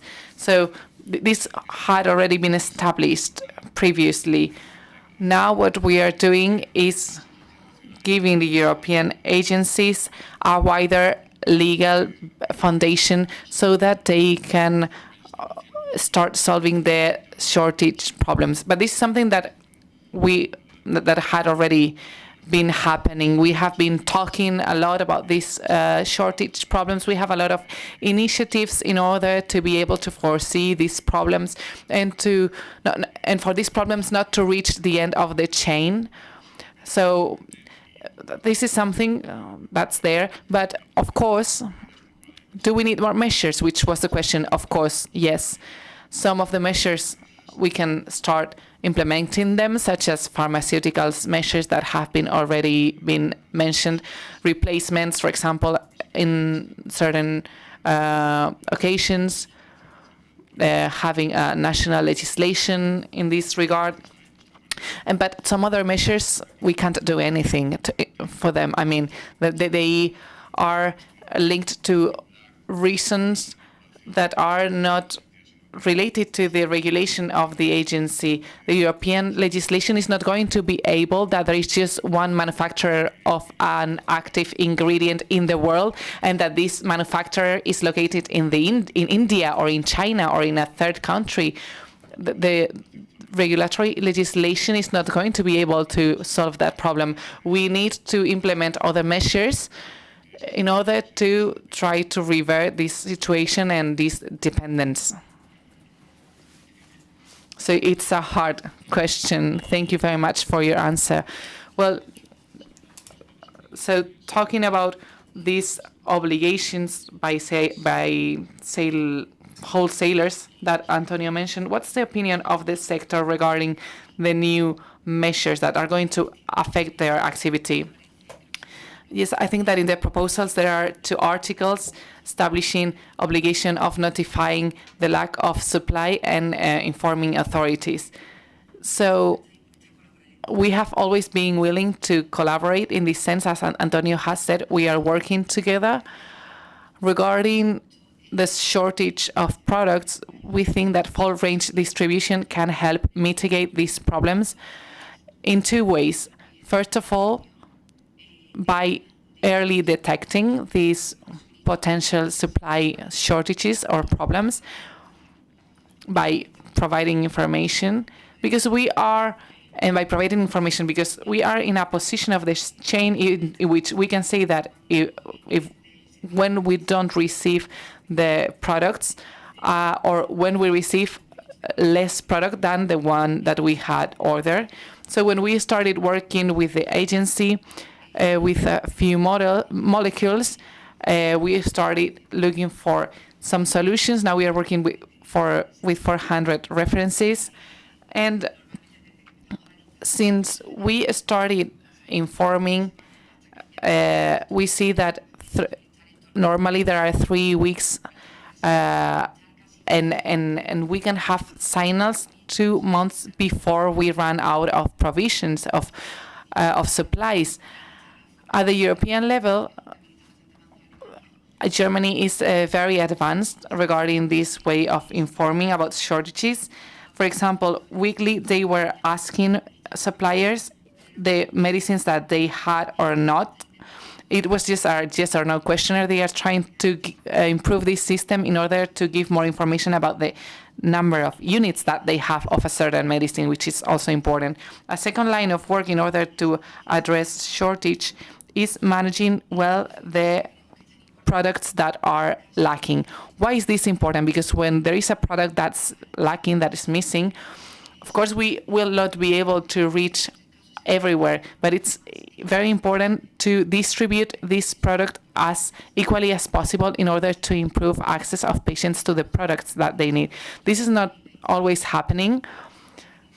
And regarding full range distribution, because of the position that we have in the chain, we can manage a controlled and responsible distribution by using supply protocols. This means putting some limits and controls, which may be daily, weekly controls, in order to avoid that pharmacies buy all of these products and other pharmacies cannot receive them. So when there are these type of problems, we collaborate with the agency. The agency contacted my association in order to start this controlled distribution in certain cases. We did that, but in that case, we didn't see the result because there was an option of direct sale to pharmacists, and pharmacists start buying these products, and the product cannot be distributed equally between different pharmacies. As far as we know, in France, in 2 occasions, in 2019, they had a corticoid lack of supply, and they forbade the direct sale. They also forbade the imports, and they tried to manage a controlled distribution to solve this problem. Also, there was a problem in France with a paracetamol for children, and they reached an agreement in order to avoid direct sale of these products, and so that pharmacies could only supply from their full range distributor. So this is regarding information and supply management. In order to manage lack of supplies, we need to guarantee the supply, and we need to be able to manage our product. If we don't have the authority, we won't be able to manage this shortage, this product shortage. And also I wanted to mention that in one point of the regulation it talks about improving the supply, and I think it's important to adopt specific measures in order to guarantee that basic medicines have a continuous supply. We are talking a lot about supply bailing. For example, we can be talking about security stock of basic medicines, such as antimicrobial or painkillers. In Switzerland, for example, they are working in this line, and I think that full range distribution is the most efficient option, because if instead of having 1 month stock, we decide that we are going to have 3 months stock, we will have rotation of the products and we will avoid expiration problems. Also, there is an aspect which is strategic stock, which is a stock of specific medicines for crisis or medical problems. And in this case, medical authorities are the ones in charge of supplying or stocking these medicines. And finally, I want to mention that regarding information exchange, we truly believe that information should go towards national organizations, in this case the national agency, and afterwards the agency will be discussing with higher institutions. I think it was very interesting what you mentioned about managing shortages and the solutions that you have also explained. So if we make just one final question, we will be back on time. I wanted to ask Antonio a last question. In the council, different members have participated in a pilot project regarding the leaflets of hospital medicines, and we have been trying to eliminate this paper leaflet on medicines for hospital medicines, to start working on that direction. So I wanted to know what's your opinion on this issue, and if this could be done also in community pharmacies. I completely agree with what Raquel explained during her intervention.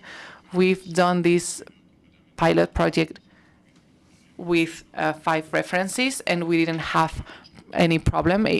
I mean, I don't think it's a problem to eliminate this paper leaflet from the packages that are used in hospitals, but removing these leaflets from medicines that are going to be sold in community pharmacies is something that I'm concerned of. I mean, we have a very elderly population in Spain, and this can create problems. We've seen this in other sectors. There are sectors that have stopped using paper or have stopped interacting face-to-face to people, and the elderly are the ones that suffer the most from these changes. So we are not going to move toward those changes until we realize that our patients can equally access to this information. We don't want to leave patients behind.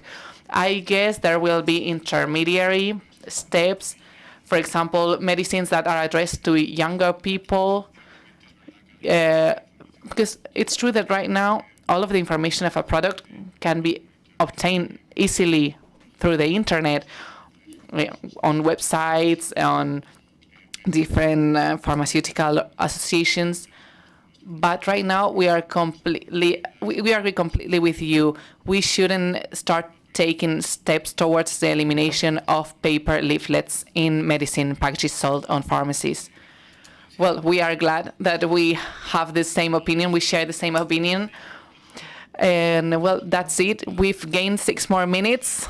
And together with the other 6 more minutes of the previous roundtable, we are almost on time. We are back on track. And well, you see the extension of the objectives that the Commission have, that Europe has. We will keep on working with the PGU in order to make pharmacies a source of knowledge to solve all the problems that we need to tackle in order to strengthen Europe from the healthcare point of view. Thank you.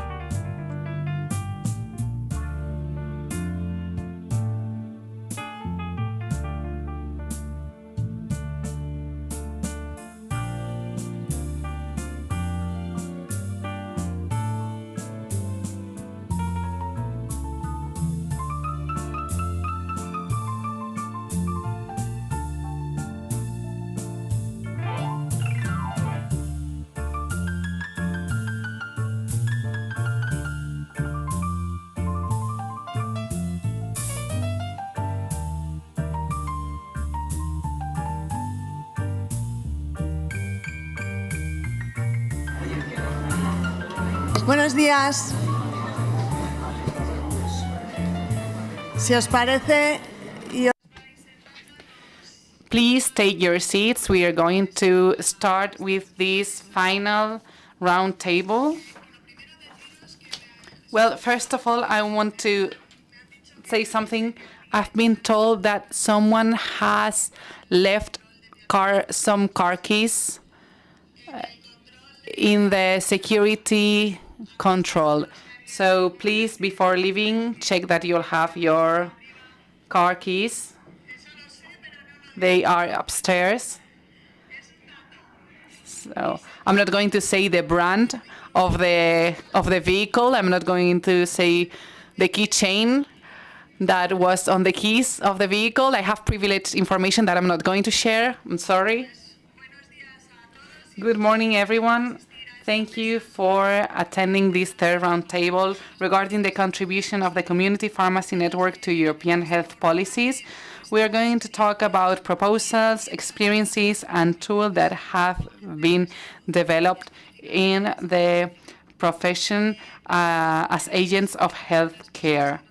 I'm going to present, first of all, the people that are here on the table. Begoña Barragán, pedagogic and also expert in healthcare and public health policies.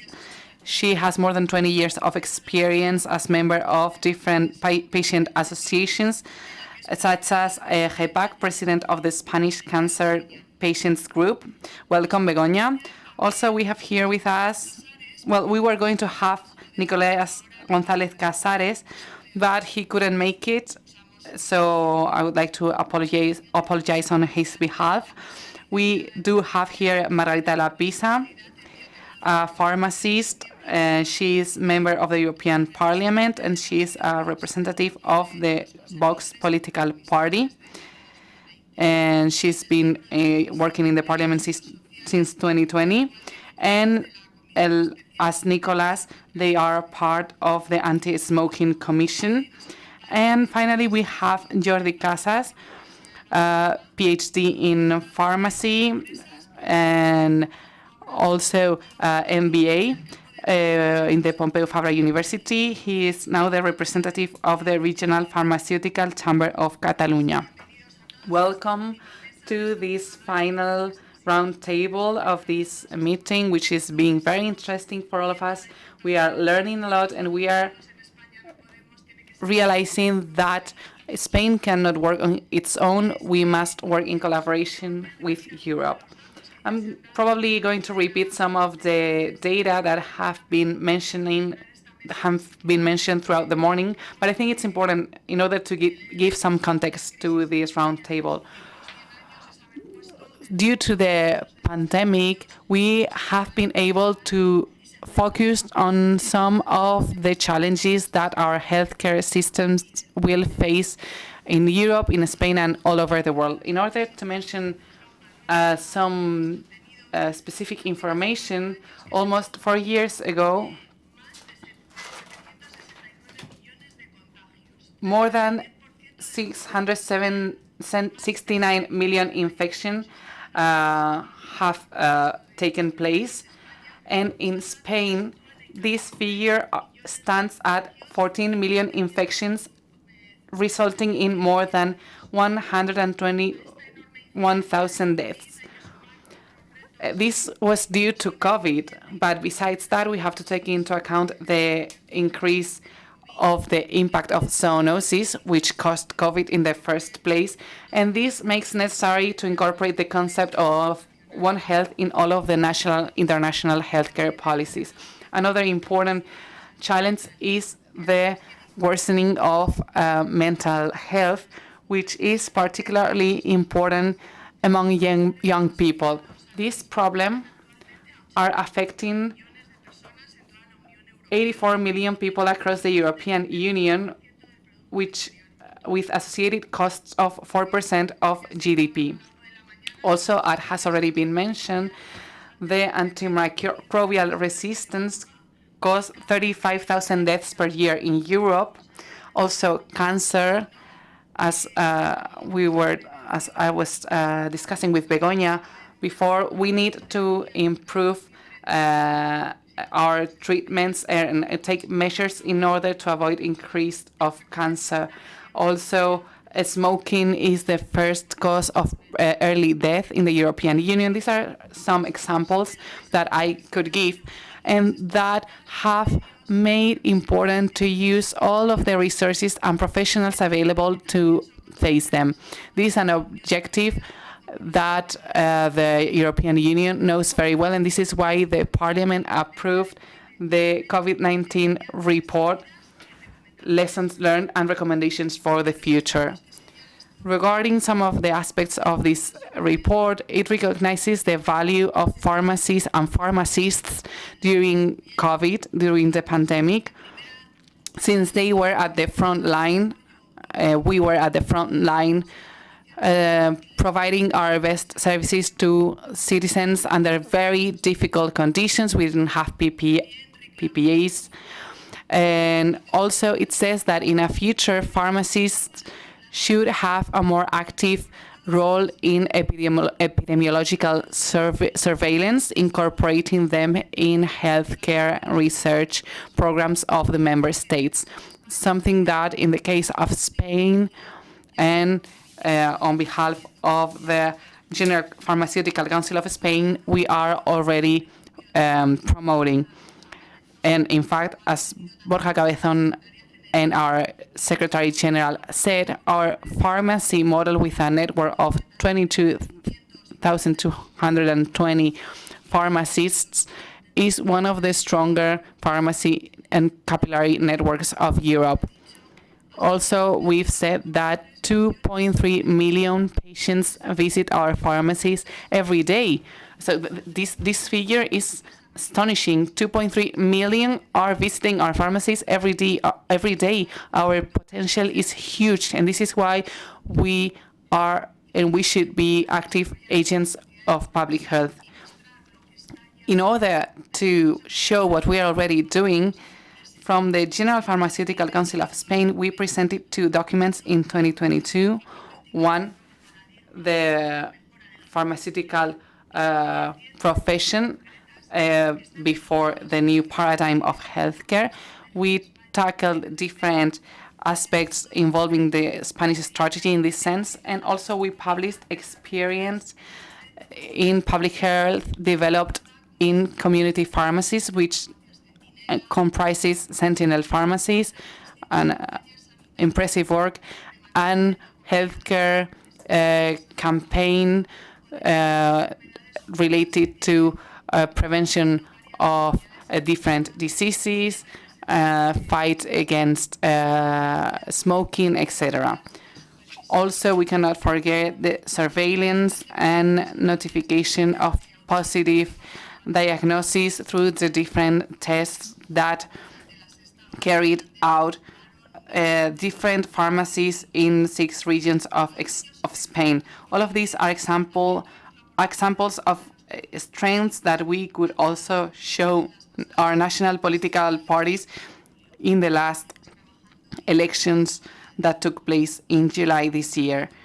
So this is a very important time for us to build the healthcare systems of nowadays and of the future.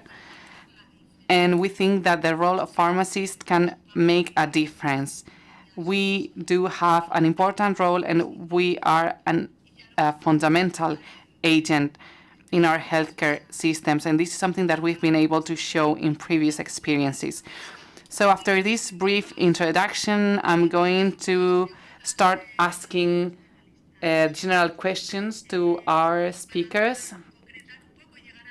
So, well, in order to gain some time and to be back on time on our schedule, I'm just going to ask one question to our 3 speakers, and then I will ask a specific question to each one of them so that they can express their point of view. So I'm going to start with Begoña, although this question is for all of the members of the table. Do you think that the pandemic has been a turning point for the positioning of prevention as a public health tool to anticipate the possible emergence of new pandemics and to be used as an essential action to prevent many health problems? Is public health now on the European and national health policy agendas at the level it deserves? And finally, are we prepared to address future threats to population health? Begoña. Well, in the first place, good morning, everyone. Thank you so much for having the voice of patients represented here. Of course, COVID has been a turning point, has shown the position in which we are.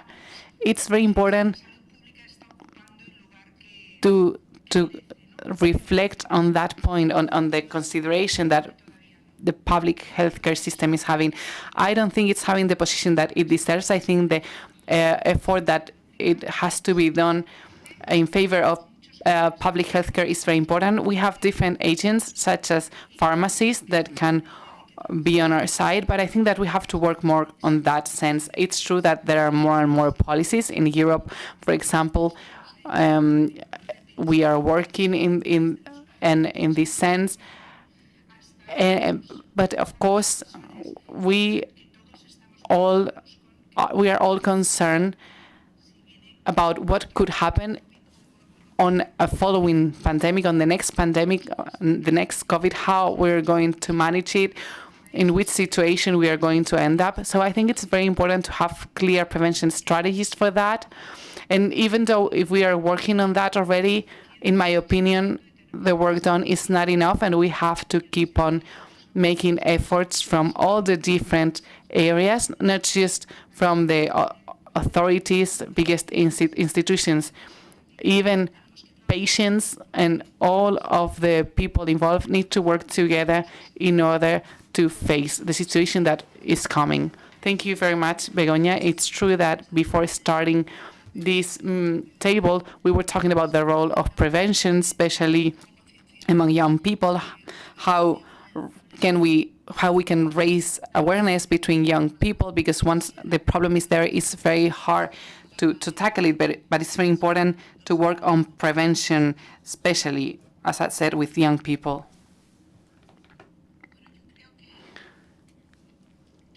Well, I think that it's true that the pandemic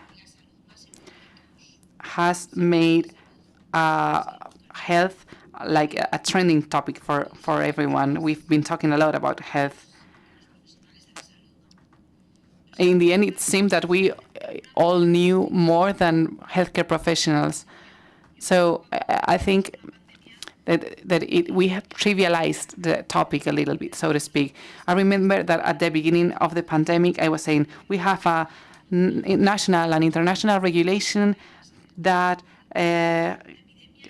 help us establish an alert system in order not to generate a pandemic out of an epidemic. But we saw that in the end this failed, and for me it was a shock, because we were thinking that professionals, epidemiologic professionals, knew what they had to do, but in the end these links, this process didn't work as good as it should have, and it seems that we have had to create again this infrastructure. So my work at the European level has been creating a lot of legislations in order to cover these gaps, to close these gaps that I thought that were already closed, but as a healthcare professional, but they weren't. So we need to think that these legislations are going to have a positive impact if we face a problem like this in the future. But they need to be very well built, and this is why the role of pharmacists is very important. They are an agent that collaborates with patients, with healthcare professionals, with doctors. It's in the middle of everything, and they can. We should integrate the knowledge of pharmacists in order to give a better answer in the future. Because it's true that, as I've said before, everyone's talking about health, but it's also been kind of used, and we need to prevent that this is happening. Now that we are giving a position of importance to health, and now that we are, as I said, talking about it a lot, this should help us improve the attention that we offer to our patients. During the pandemic, we've seen that the order of priorities has not always been right. In order to solve an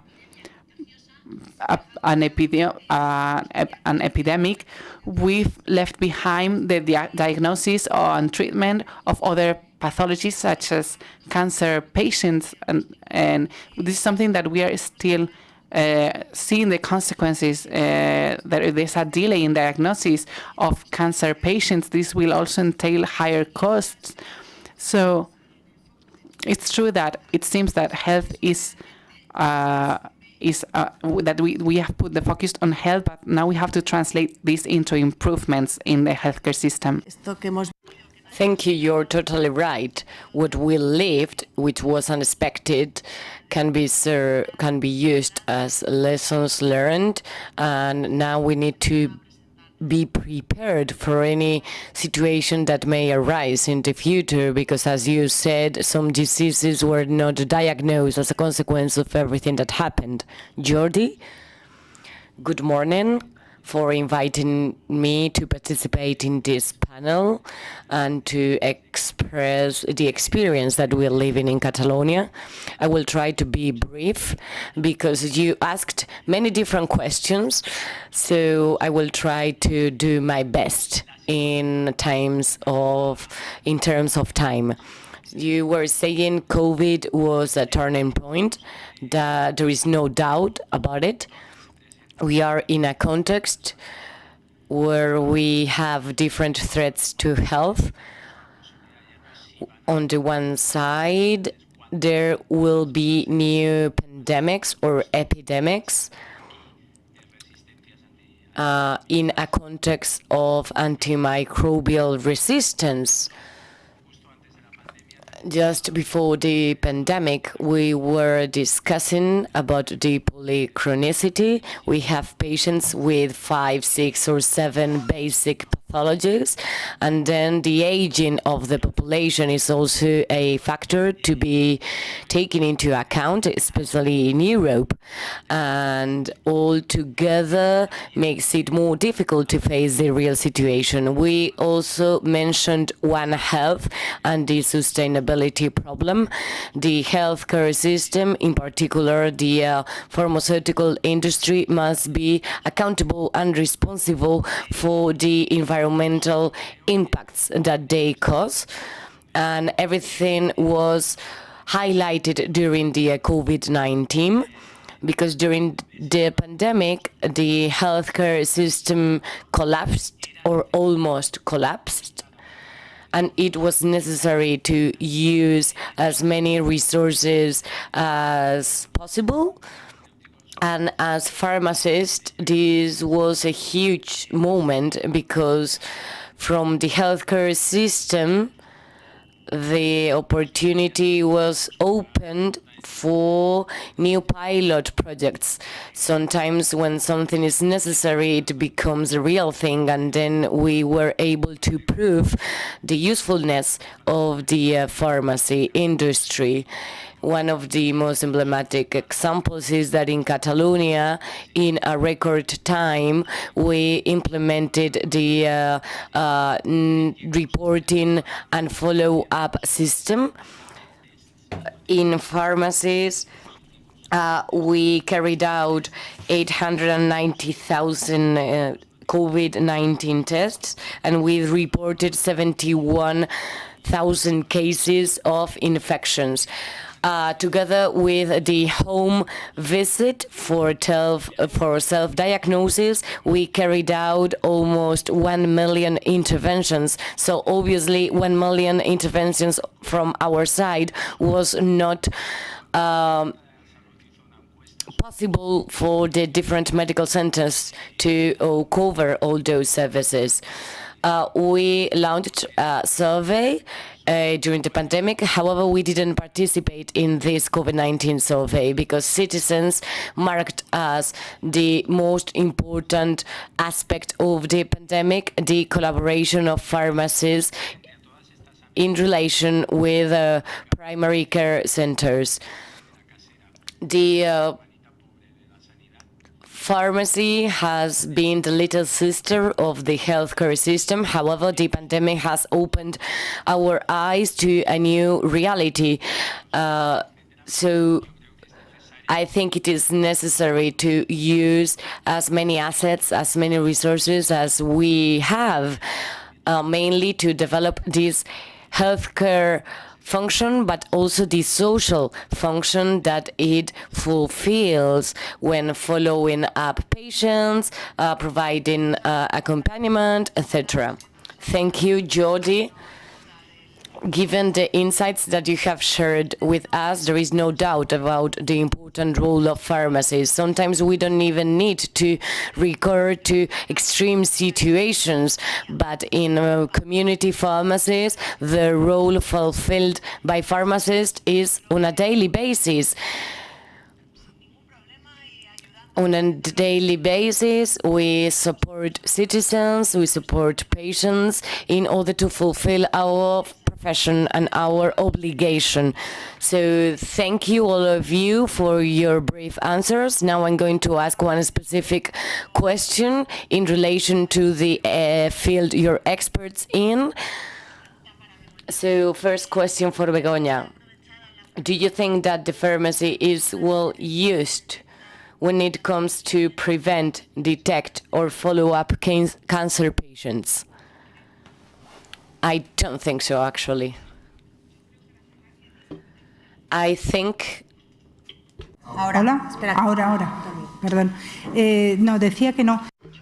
I was saying, no, I don't think so. Jordi mentioned there was a survey among citizens on the perception that citizens have regarding pharmacy. Probably citizens are not asked about what we would like to see as services in pharmacies, because sometimes we are told, go to the hospital, they have everything there. However, in terms of prevention, I think pharmacies would be a great ally for screening, for tests. Why can't pharmacies collect a screening sample for cancer test?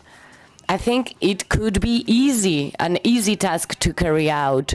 We need to take into account that we have some population living in the rural area, and that would be great for those inhabitants. Or why can't we use pharmacies to educate the population, the general public? Is it that difficult that pharmacists have access to our data and remind us that we have to carry out the screening for cancer? Have you attended your medical appointment? I mean, we have a huge network with over 22,000 pharmacists. On a daily basis, the cancer patients have to travel to pick up some results, and the pandemic taught us something, that we can get medication in the pharmacy. I do not need somebody from a career, Correos or Zeus, bringing me my cancer medication. I think some medication could be dispensed at pharmacies. Let's talk about a cancer patient. In addition to cancer, usually we are talking about an elderly patient with other associated pathologies, with reduced mobility, and having a healthcare professional near them, who know them, who they trust, because maybe they had been working with your family in previous generations. So they are the ones who have more knowledge on the patient sometimes. you don't have that information in every healthcare facility. That doesn't mean that the pharmacist is the one having to diagnose my disease. However, it can be an additional player that sometimes is just there to dispense medication. And I think the profession of pharmacist goes farther beyond. For example, for cancer patients to understand the interactions between different medicines is complicated. To understand why there is a dryness in the skin due to a medicinal product. Well, the pharmacist is the one that can provide you with an immediate solution, because those problems may not be major from the medical point of view. Let's talk about diarrhea, for example. Or you would need 3 days to get a medical appointment. However, the pharmacist could provide you with the appropriate medicine at the appropriate time. I think we can work on that direction. We are in the 21st century, and I think that the pharmacists are an additional player in the healthcare system, and I think you deserve the value you should have. Thank you, Begonia. It is important for everyone here to listen to the voice of patients and to see the recognition that you provide us with. It's possible to prevent 40% of cancers due to early detection. So as you were saying, to do that through the pharmacy could bring us with some potential that we could boost. With the new approach adopted for cancer early detection proposed in September 2022 by the European Union, the European Commission will help member states to achieve that by 2025, 90% of population fulfilling the requirements for a breast or colorectal screening test have access to that screening test. So thank you for sharing your opinion with us. But as you can see, in Europe, the need of making pharmacists more involved in the whole process is already on the table. If you allow me an additional comment, Europe is saying that the ideal figure would be 90%. In Spain, some regions don't even reach 50%, whereas our target is 70%. I think one region is over 80%, but that means that we're not doing everything right. We can still improve. There is room for improvement. Yes, and as I said in the beginning of my intervention, as the president was saying this morning, pharmacists do not ask. We offer ourselves, we offer our services, because the patient's opinion is very important. We need to do it together, pharmacists, patients, and all the stakeholders. We are stronger if we work together, because the pharmacist group are very involved in this process, and we want to acquire that important role during the process. So now, question addressed to Margarita. In terms of public health, are Spanish pharmacists at the same level as other European pharmacists? And in your opinion, how could pharmacists be better integrated into public health and community health programs? I think we need to highlight something from the Spanish pharmacy model, which is at a very well position as compared to other countries. And this has to do with technology. The ordering system in pharmacies is done via telephone call.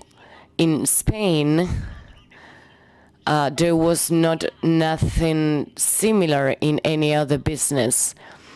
Everyone it was impossible to imagine the notification of supply shortages in other industries. So it is extraordinary, the system that we have. My dad was involved during his childhood, and he remembered those devices, beep, beep, beep, emitting signals when making the order. So pharmacies were already ordering medicines, and that has an impact on the patient that is going to come the following day to pick their medicines up.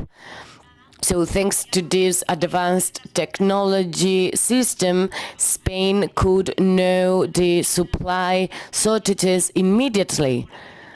And in collaboration with the distributors and with the Spanish Agency for Medicines, we implemented a system that has a huge impact on the public health system, because we detect those supply shortages.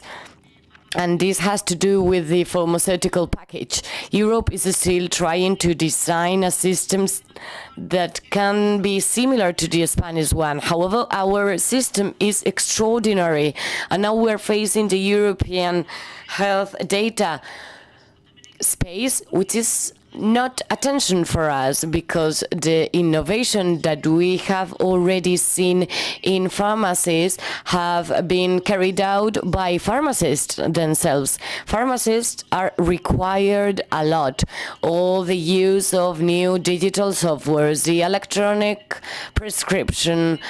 So from the pharmacy office, we get those advances, and we always manage to be up to date with the latest technology advances. We are required to be trained, and we have received a highly quality training. We are very qualified because we are also experts in food safety, microbiology, botanics. We can even provide with natural solutions to our patients thanks to our knowledge. We are experts in treatment, but also in prevention. However, in many occasions, we are only seen as dispensing medicines, which is crucial in our profession. That is why the live left is so important, and that is why the pharmacy is such an important place for that communication between patient and pharmacist takes place. For example, in other countries, patients send the prescription via mail, and they receive the medicines at home through a courier. For me, that's impossible. How can you be sure that the temperature and all the precautionary measures are maintained during the transportation? Well, as you were saying, we are professionals that are always offering our services, are always offering ourselves. The fact of having Catalonian pharmacies carrying tests was not something common to the national territory. I would also say that before we mentioned mental health, I know what it happens in my pharmacy when a patient receives a negative diagnosis. The pharmacist is the only person they can trust to talk about that issue. We need to take into account also the caregivers of patients that do not leave the house on a daily basis, and the only place they can go to is the pharmacy. All in all, Spain has a pharmacy model that should be the inspiration for the European model. Now that we're talking about this European health data space, we should replicate our system. And also when it comes to pharmacosurveillance, It's a pity that we didn't have Nicolas with us today because he is a nursing professional, and together we can provide a more complete message. However, as a European Parliament member, we are trying to focus on the role of pharmacies, making the difference between the hospital pharmacy, the rural pharmacy, the community pharmacy in a big city, because we need to cooperate among all the different actors. Sometimes our role is a more bureaucratic one. However, we are there also to be involved in public health in order to highlight the value of our profession. For example, I can also fulfill another social function of the pharmacy, which is a political function, since we know the healthcare system from the prevention, detection, treatment, and so on. We have the full picture of the system, so the Spanish pharmacy is a model we should all follow. It is the place where the patient can always go to. That's the green cross, the green light. That means a safe place where to talk about health in a safe environment. Thank you, Margarita. I think you made it clear enough that we need to value our knowledge, that the model that is working so well in Spain should be the inspiration for the European model, and that the medicine has to follow the proper transportation protocol, preserving the temperature and all the conditions.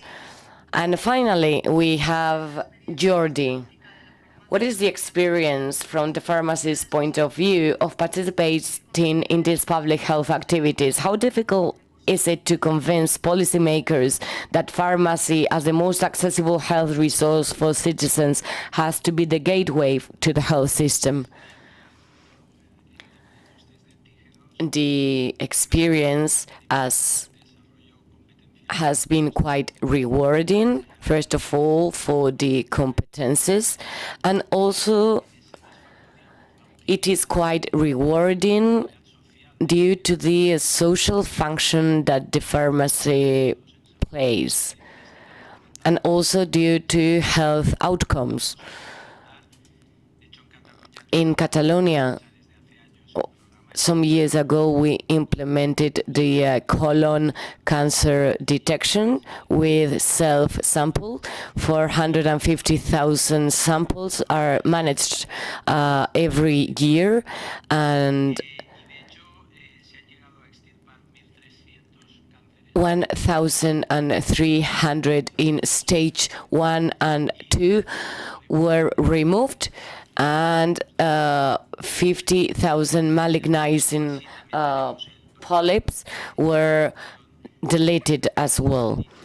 We also have a cervical cancer detection test with 80% of patients that are going to participate, and we also have HIV, methadone, prevention campaigns. This Friday, we will present the new menstrual equity program through the community pharmacies in Catalonia. Having said this, is it difficult to convince policymakers? Well, we need to see it as a daily work, and we need to take into account the mutual confidence that was created during the last few years. I mentioned a strep test earlier. This test didn't work as we expected, so it didn't go on. But I'm going to mention 3 times in the history that were important to us. In the 80s, in Catalonia, we were publishing the White Book for prevention activities in community pharmacies. So 25 years ago, this vision was completely innovative and disrupted. Gradually, we have worked on this with some pilot projects, some more successful than others. Obviously, we share here the most successful ones. However, we also had some unsuccessful ones. In 2010, the agreement on pharmaceutical industry regulating the provision of services included the indicators for efficiency. One of the colleagues present here signed this agreement for services offered at the community pharmacy. And in 2021, in the middle of the pandemic, we signed an agreement that we have just renewed in order to promote the deployment of community pharmacies in the public system in three big areas. Probably the most important one is the health prevention and disease prevention, but also in terms of accessibility and continuous care, such as the collaboration in dispensing hospital medicines through community pharmacies, and also when it comes to surveillance and therapy follow-up. So the follow-up and the monitoring of chronic patients, for example, diabetes patients. Having said that, obviously, this is not an easy task. It is not just knocking on the door and start working on it. We have always said this, and as you know, when we share experiences in the council, we do it with this purpose, to replicate those successful and fruitful experiences. It is not about inventing, about creating from scratch. We need to get inspired in those successful experiences in order to replicate them throughout our national territory or even throughout Europe.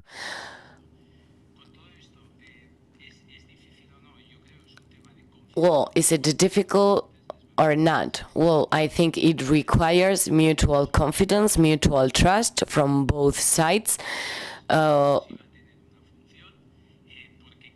We believed in this, and that is why we started working on that. Obviously, we have many things pending yet, some aspects that we would like to keep on working on, but in the end, we are all pursuing the ultimate goal, which is to integrate the pharmacies into the healthcare system, because the healthcare, the pharmacy network is the most popular network in Spain. It is no longer the banking world. The most popular asset in Spain is the network of community pharmacies. That is why pharmacy has to be the proximity point for accessing the healthcare system, because we all share the same goal, which justifies the creation of the network of pharmacies, which is the commitment with our patients and citizens' health. Thank you, Jordi, for your insightful intervention. I think we are just on time with today's agenda, so I would like to share a few words before moving on to the closing of the session. I think the presence of the pharmacist in the public health sector is very important. Its role in preventing cancer, anti-smoking strategies, or also tackling problems related to mental health. We need to focus on those issues. We need to provide pharmacists with the value they deserve. We are at a time, at a unique time. We have a pharmacist president. We have the president of the council, which is also a pharmacist. So it is important for us to see pharmacists who know our profession, who know who we are, what we offer, what we don't ask but we need. So we have colleagues in strategic positions, so we need to take advantage of that in order to keep on working. So thank you. I would like to thank our three speakers and to the public for listening to us.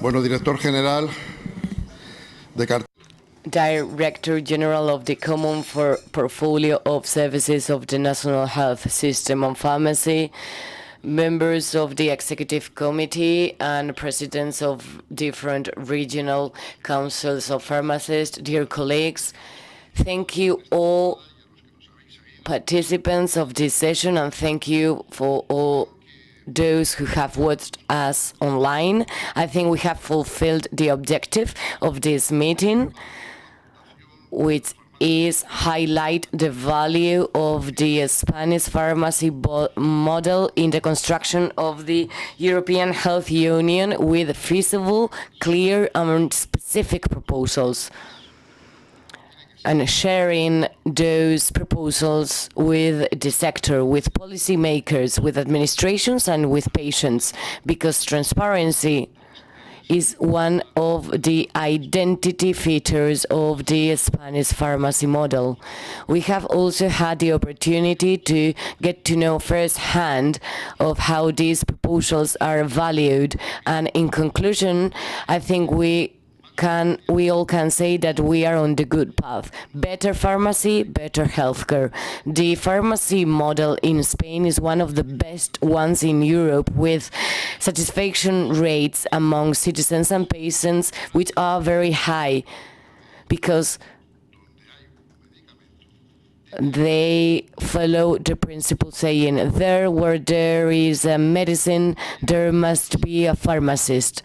But the challenge is to maintain ourselves in a good position, to adapt ourselves to new environments and new needs. That is why I would like to thank the presence of our Director General of the Common Portfolio of Services of the National Health System and Pharmacy, who knows that pharmacists are working hard to have one of the best healthcare systems in Europe and in the world. He knows firsthand the steps needed to be taken from the administration point of view to make the most of the pharmacy model and to guarantee the patient safety. And as we had the possibility of proving in several meetings, he shares most of our objectives. The legislation on the rational use of medicines for human use could be a great opportunity to align the needs of the pharmacy sector in Europe. I will mention 4 of them. Bring innovation of pharmacy closer to citizens via the community pharmacy through 2 actions: to limit the single stockpiling reserves for clinical reasons, not for economical reasons, because 3 out of 4 new therapies are dispensed only in hospitals. We know that the ministry is committed to this, and they have created a working group for those medicines with singular reserve. We're talking about a more and more complex system, and we cannot forget the most important thing, that the medicine has to be as close as possible to patients. Second, to improve the access of citizens to outpatient medicines through the collaborative dispensing of medicines. This way we can guarantee the highest level of safety for patients through the work of pharmacies throughout the chain, including pharmaceutical distribution. We have seen success cases during the pandemic, and this is being replicated in 5 different regions within our country. Also, in the Council, we are preparing a study on the value of collaborative distribution, whose results will be published in the following months. The second objective would be to guarantee that the stocks of those medical centers with less than 100 beds need to be connected to the community pharmacy, to the full range distribution pharmacy. This is essential, especially for those 4,400 pharmacies that are located in towns of 500 inhabitants, which are one of the strengths of our community pharmacy model, and that will probably have a more important role within the pharmacy sector in order to face challenges such as the depopulation in rural areas. That is why we need to launch our rural pharmacy program before the end of this year. The third objective is to avoid the interruption of treatments involving the pharmacist in the dispensing of medicines in difficult circumstances, in order to lessen the burden of the primary care system through a full communication between all stakeholders. There are several indicators that suggest that this proposal is a good one, such as the 4,000 medicines that have shortages issues, and all those cases reported in ThisMed this year. And the fourth objective would be to provide coverage to new pharmaceutical services in order to reinforce the primary care system and the national healthcare system. We have conducted many studies that prove scientifically on the value of these services when it comes to improve the healthcare system and to save money.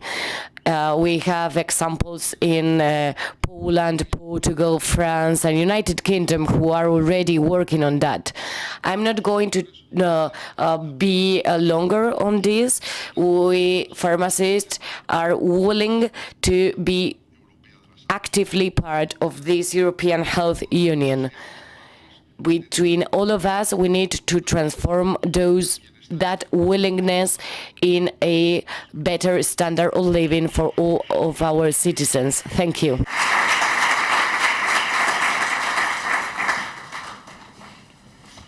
Bueno, buenas tardes. Good afternoon, everyone.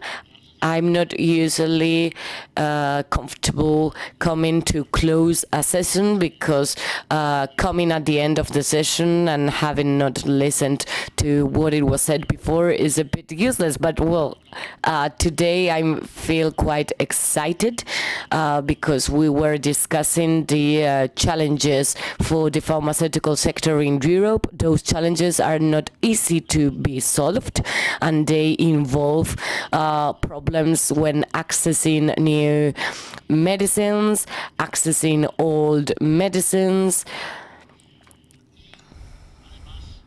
Additionally,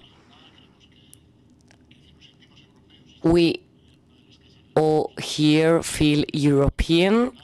We have a European identity, and I think that our willingness is to work together, to walk the path together. Tomorrow, all authorities for reimbursement in Europe will be gathered in Madrid in order to work on that, and we will be discussing about the experiences from the pandemic. The pandemic has taught us that we can face important challenges when working together. So as for this European Health Union, this is not something additional, it is the core on which we all need to work, because it is an essential part of what we consider being European, to have a welfare system that leaves no one behind, that wants to protect all the citizens that live within the system. Obviously, there are no easy solutions. That is why we have so many people working on that.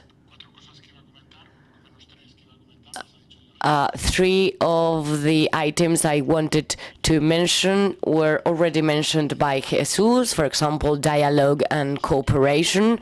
I think that those involved in the Committee on Pharmacy need to work on making medicines being closer to patients. We need to avoid that medicines are kept forever in hospitals. They need to be distributed also in other pharmacies. So we have different working groups thinking about how to restructure the whole organization. Also, when talking about a model, we need to talk about a sustainable model. It has to be sustainable within the national healthcare system, and it has to be sustainable for all the different players, manufacturers, pharmacies. It has to be sustainable for patients who are taking those medicines, so the concept of sustainability can be extended. It can go one step forward, because it won't be a sustainable model if one of the actors doesn't find it sustainable. But in addition to being sustainable for the national healthcare system, it has to be sustainable for all the actors involved. When listening to the previous panel, and as I was discussing with Jesús earlier, probably you have read the book called Sapiens. One of the things that caught my attention in that book, well, the book was saying that the Homo sapiens had prevailed not because he was the strongest, but because they learned to cooperate, to work together. And I think this is the word that needs to be the basis for our future: cooperation. Cooperation involves generosity, because we need to see the system in an open way, without judgment, without artificial barriers, making the most of the system. And obviously the capillarity and the degree of exposure of citizens to pharmacies is much greater than to other gateways of the national healthcare system. So altogether, in a cooperative way, we need to build a system that will make us proud of it. We need to have an effective and sustainable system that is part of the style life focused on healthcare, on growth in the future. Without further ado, I'd like to express my gratitude for having invited me to participate here.